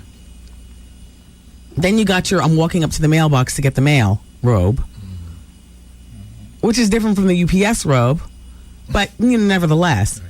The walking up to the mailbox robe has a hood on it because I don't have my hair clipped in. And, you know. Matching sandals. No shoes. Yeah, I don't wear shoes around the house or outside or anything. My pedicures last for like 2 seconds. That's part of the problem. Before you know it, I have the bottom of my feet are like the concrete. Oh. You know? Very attractive. Ron Howard has been secretly meeting with Kate Moss. He wants to do a movie regarding the fashion industry. And he's met with her a couple of times, and she's giving the offer very serious thought. Her $5 million 3-year endorsement deal with 9.com, which is an online gambling website. Well,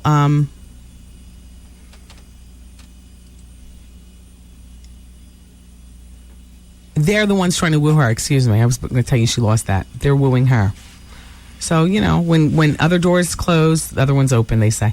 Joan Rivers and Victoria Principal both sell stuff on QVC. And apparently, they're saying that Victoria will not speak to Joan. And it's just very icy behind the scenes. Joan is like, oh, this is ridiculous. But Victoria literally will say absolutely nothing to her. Oh, Vernell, I'm just getting your facts. Oh, Jeffrey Osborne can get it. Wow. She was here during the Jeffrey Osborne interview. Yeah, you saw it. So Katie is pregnant with Tom's baby. Woo, woo, woo. Was that artificial insemination, you think? Possibility. I mean, Mimi Rogers and then Nicole. I always thought it was Tom, who was maybe shooting blanks or something like that, but I wish them well. Only because it's more grist for the mill. He already has 2 kids. Connor, the black child, is 10. Hello, Daddy. And Isabella is 12. Oh, I forgot. I almost forgot to talk about Steve Harvey. Ooh, Steve. The king of comedy? Yes. People are talking about Steve. Steve is in the news, and I'm going to stick exactly to the script. This is nothing terrible because we've got him. So, I'm sure Steve has already heard about this. Although Steve says that he stays out of the gossip stuff. He doesn't read the Inquirer, and he doesn't, he's not involved with the gossip. He's too busy. He's busy. He's making money. He's doing movies, and he's Hollywood. So I like that because that's where I come in. So when Steve and I are out on the sidewalk yesterday, he said, anyway, he was saying some very flattering things, teasing me about, the gossip and stuff like that. He said, I just, hope you don't talk about me. And if there's ever anything you want to promote, you come to my show. And if there's ever anything I want to promote, and then I interjected and I said, or clear up, then you can come on my show. Of course, we have a lovely relationship. I don't think that this is the worst thing because we got him. He's here. But his former employer, who happens to be one of my employers, I feel like stuck in the middle of a rock and a hard place because I'm the gossip lady. And nobody is cheating, dead, or doing drugs. So, because if they were, I would leave that on the side. You understand what I'm saying? I think that would be like crossing the line. Let somebody address that on their own show if something, terrible was like that. But it's not terrible like that. Oh, shut up, I hear you. Just get to it, Wendy. I know. So Kathy Hughes, who is the media mogul, and she owns my radio station in Los Angeles where Steve used to do the morning show, KKBT, before he came here to BLS. And she owns, as you know, the Access One. Is that what her channel's called? Her TV One? Yes. And she is truly just a phenomenal woman. I met Miss Hughes when she hired me back in 1990 or 1980. I know. Okay, just get to the story. Okay. No, we want to know that. That's history. Well, I know, but people are getting impatient. Oh, okay. I hear the whole Freehold saying, just talk. Oh, okay. Just get to the damn story. Well, they're in traffic anyway. Not in Freehold. They're home. Oh. Yeah. There's no traffic in Freehold. I think Steve Harvey is probably one of the most disrespectful, ungrateful individuals I've ever come across in my life. Damn. Said Kathy Hughes. Harvey stepped down last May. And now he works at the mighty WBLS. I threw that in there because it's true. He was the highest rated air personality on a one market basis industry. This is what Ms. Hughes says. Radio 1 paid him more than Howard Stern, Rush Limbaugh, and any of them on a one market basis. And he has been so disrespectful. She was sitting in the audience of the BET Comedy Awards in Hollywood when Steve Harvey told the crowd, "The Beat and Radio 1 could kiss my ass." Yo, Steve, did you, what? Wow, Steve. Wow. Steve, yo, it went down like that? What? Yo, you watched the BET Comedy Awards. Did you see that part, or did they edit that part out? They probably edited that part out. They had to. I'm a 60-year-old woman. How dare he be disrespectful to an elder, Hughes said in a measured tone. I can't tell you how disappointed I am because I really like him and I really respected him. But false pride goes before the fall. So I'm certain that God will cause him to have to answer for the unkind lies that he tells about Radio 1. The things that he's saying are just absolutely positively ridiculous. It saddens me because this was a brother that we really helped get established financially and his popularity. Steve was still working the Chitlin circuit when we embraced him. Was he? Or did he already have a sitcom? I'm not getting in the middle of it. I'm just reading it the way it is. Harvey's run at the Beat began in 2000 when the comedian WB sitcom Steve Harvey Star was in his fourth year of his 6-year run. So he was a star of his own sitcom, Miss Hughes, with all due respect.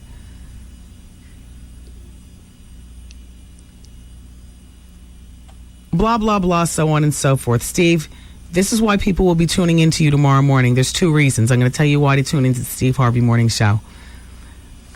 At 7:15, he's going to be giving you your share of our $107,000. Yeah, the radio station, we still have money, even after hiring Steve, and we're doing a multi-million-dollar makeover, and I'm still here, too. Yes. They still have money here. And you guys, we have it for you. You get a chance to win $1,000 beginning tomorrow morning at 7:15 with Steve. Again at 12:15 with our new midday personality, Mark Jordan. No more flop. Mark is there. That's his home. Right after the Steve Harvey Morning Show, right before me. And then tomorrow at 5:15, I'm going to give you your share. So one reason to tune into Steve tomorrow is for the money. The other reason is, and listen close, don't wait for him to talk about this. Call him up and goad him into talking about it. Because it's no time to be the gentleman now, Steve. This is welcome to New York. Oh, we love this kind of drama. Yes. We love it. I know out there in LA, everything is, so la la la la la and euphoric and so on and so forth. But here in New York, we keeps it really real. Yes, we do. And your listeners in the morning are my listeners in the afternoon. And I can tell you, we love this kind of stuff. So please, everybody, if I happen to oversleep, please, somebody get on it. What's his new telephone number? I saw the toll-free number. Like something or another, 29 Steve. Yeah. Well, just use the 212 number until you get used to it. Get at him. Before somebody else does. No, he's not going to have to justify. It's going to be funny when he talks about it. That's what I mean. It's going to be a whole routine, you say? He's not going to be humming. Do you know how much they're paying him here? Yes, Do you know that LA is the number 2 radio market? New York is number 1? He's done better since whatever happened between these two. You know what I mean? So it's not nothing bad. It'd just be funny to hear him talk about it. You know what I mean?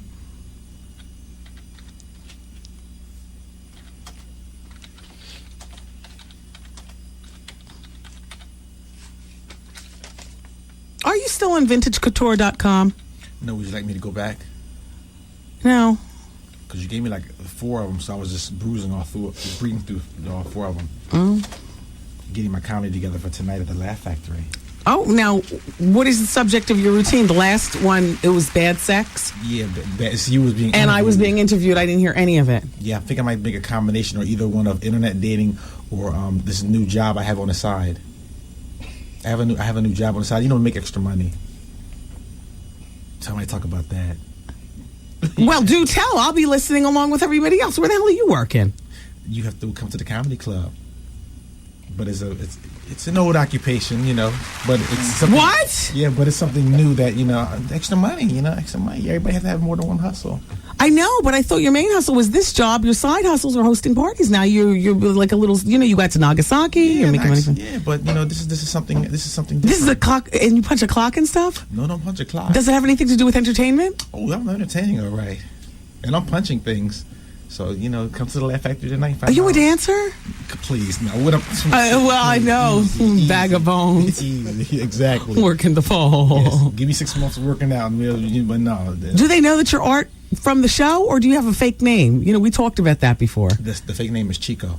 Yeah, so you have a fake name and everything? Chico DiMaggio. You have to speak an accent the whole time? No. So what do you say? Because you're brown skinned, so you say... I'm half black and half Dominican. Okay, I was going to say Dominican. Yeah. Half black and Dominican, yeah. Mm-hmm. So how they make your checks out to Chico DiMaggio, and who cashes them? Oh, it's not checks, it's cash. Oh. Yeah, it's cash. Yeah. Goose, do you know about this? No, first time I'm hearing about this. Yeah. Is this legal? Oh my gosh, it's not legal. Oh my God. Be there by 9, people. Hear all about it. Art is the first one on. Art goes on at 9. Sometimes, you know, CP time, it might be 9:15. Then he introduces me. I don't really say that much. Well, you talk and you do your stand-up for 5 hours. Yeah, exactly. Yes, I say, you know, hey, how you doing? My feet look really long in these booths. I really, you know, I decided that because, you know, when people are sitting in the audience, they are at stage level where they're really looking at the feet. So it's easy for me to ignore my feet because they're way down there. You know what I mean? And they're moving fast or clicking along. But when I'm on the stage, I'm standing still. And if you really, in your mind, picture what a foot ruler looks like, look how long my feet look in these. Yeah. They really do look. But in the cowboy boots, they looked short for some reason. I don't know why, but I tell you what. Those are hot boots, though. Yeah, but they look very long. Right? Not for your height. Not to me. Not for your height. Size 12 they are. Oh, my gosh. Can I borrow them? I've had them on since 7 o'clock this morning. I had to participate in a project at my son's school, and I did go like this. Look at Kevin's mother. Oh, what a MILF.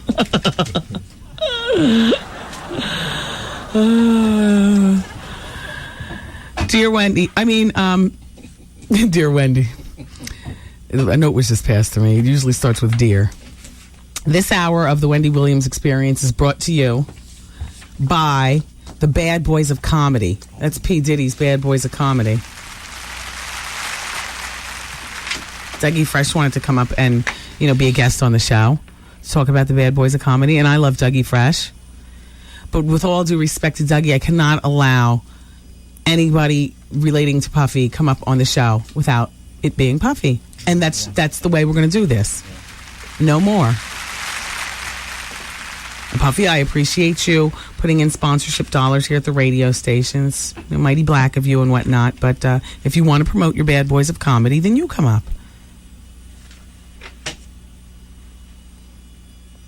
This Saturday is October 8th at 1 p.m.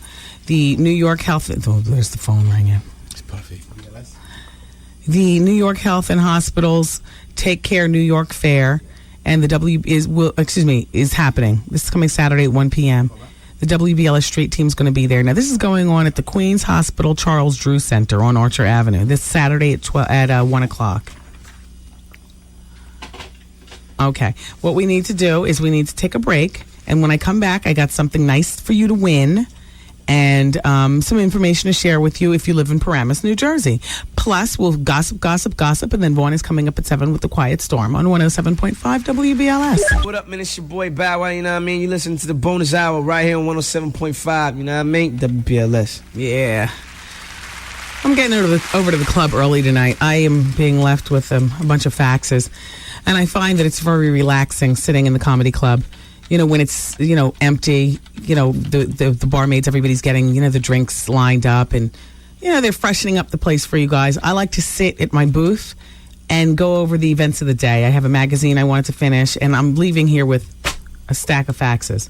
And magazines. Yeah, and magazines. Do you want to go over there, or do you feel like going to H&M or Bloomingdale's? What does that mean? I sit in the car, you go in?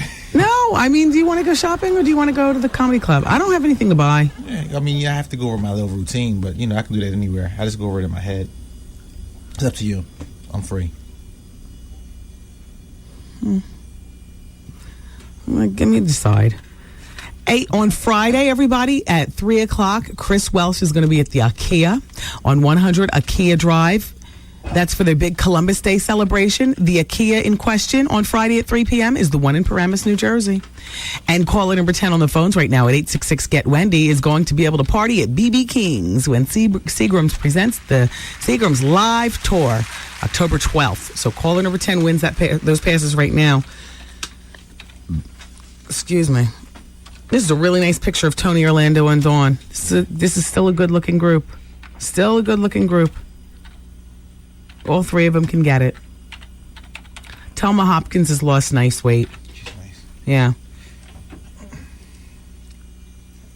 And Joyce Vincent still looks fabulous, and so does Tony Orlando. That might be a rug that he wears to finish everything off. It doesn't even much matter. Nice.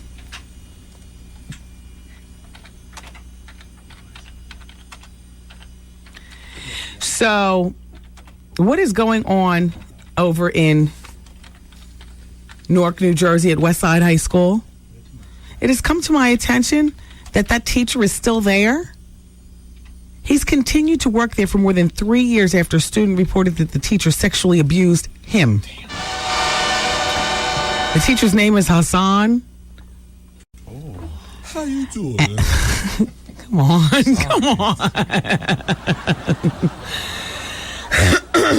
This is terrible, but according to the Newark Star Ledger, the teacher Hassan seduced him, and the two had frequent and unprotected sex. The student graduated in 2004 from Westside High School, and the student now has the AIDS virus. Damn.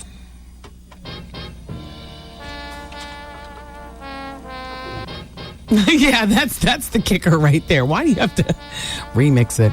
Wow, this is very sad, though. The Westside High School officials were made aware of this teacher Hassan's overtures toward the students. Toward the student, and according to the documentation, the teacher was supposed to be removed from the school only after the student went to the superintendent May 27th of this year. So this has been going on for so long. The student graduated in 2004, and the student just went to the superintendent to get something done in 2005. This is terrible. The student, Mr. Little, said it was common knowledge in the hells of Westside High School that Van partied with pet students, sharing drugs and alcohol with them after band practice and on weekends and weekend performances. The account was confirmed in interviews with 5 other former Westside High School students who said Van would often drive students to his apartment in Irvington, and they would all get high.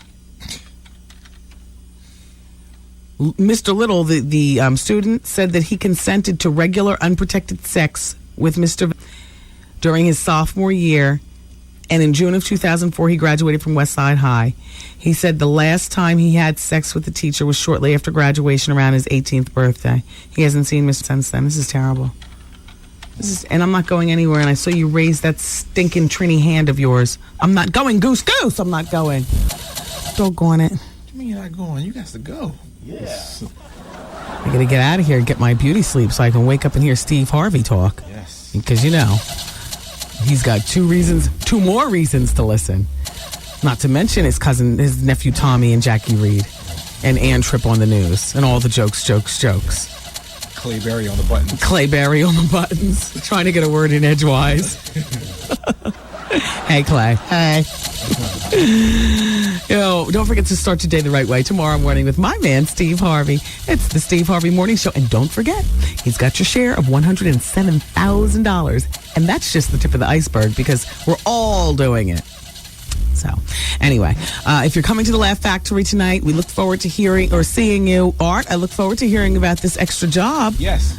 That apparently is illegal. Yeah. I guess the feds will be sitting in the back waiting to swoop down on you. No, it's not like that. Oh. Trust me, it's what I do best.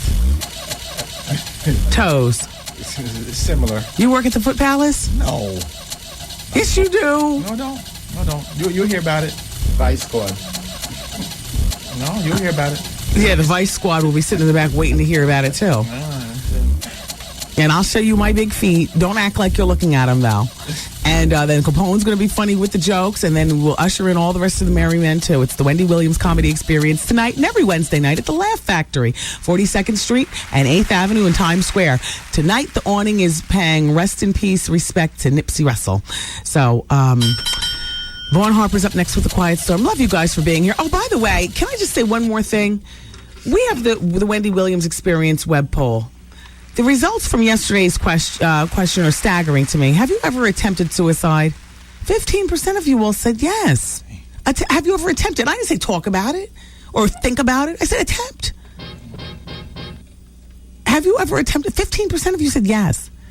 So the new question is, do you have a life-threatening illness? Do you have a life-threatening illness? And then we're going to get more on the sunnier side of the questions, the toe is a toe questions, Art, because really... Okay, I got you. You were bringing us down. Sorry. But I like to know about you all because you listen, and I love you for that. And I'll talk to you tomorrow at the same time, same place, God willing. Vaughn's next with The Quiet Storm. Bye-bye.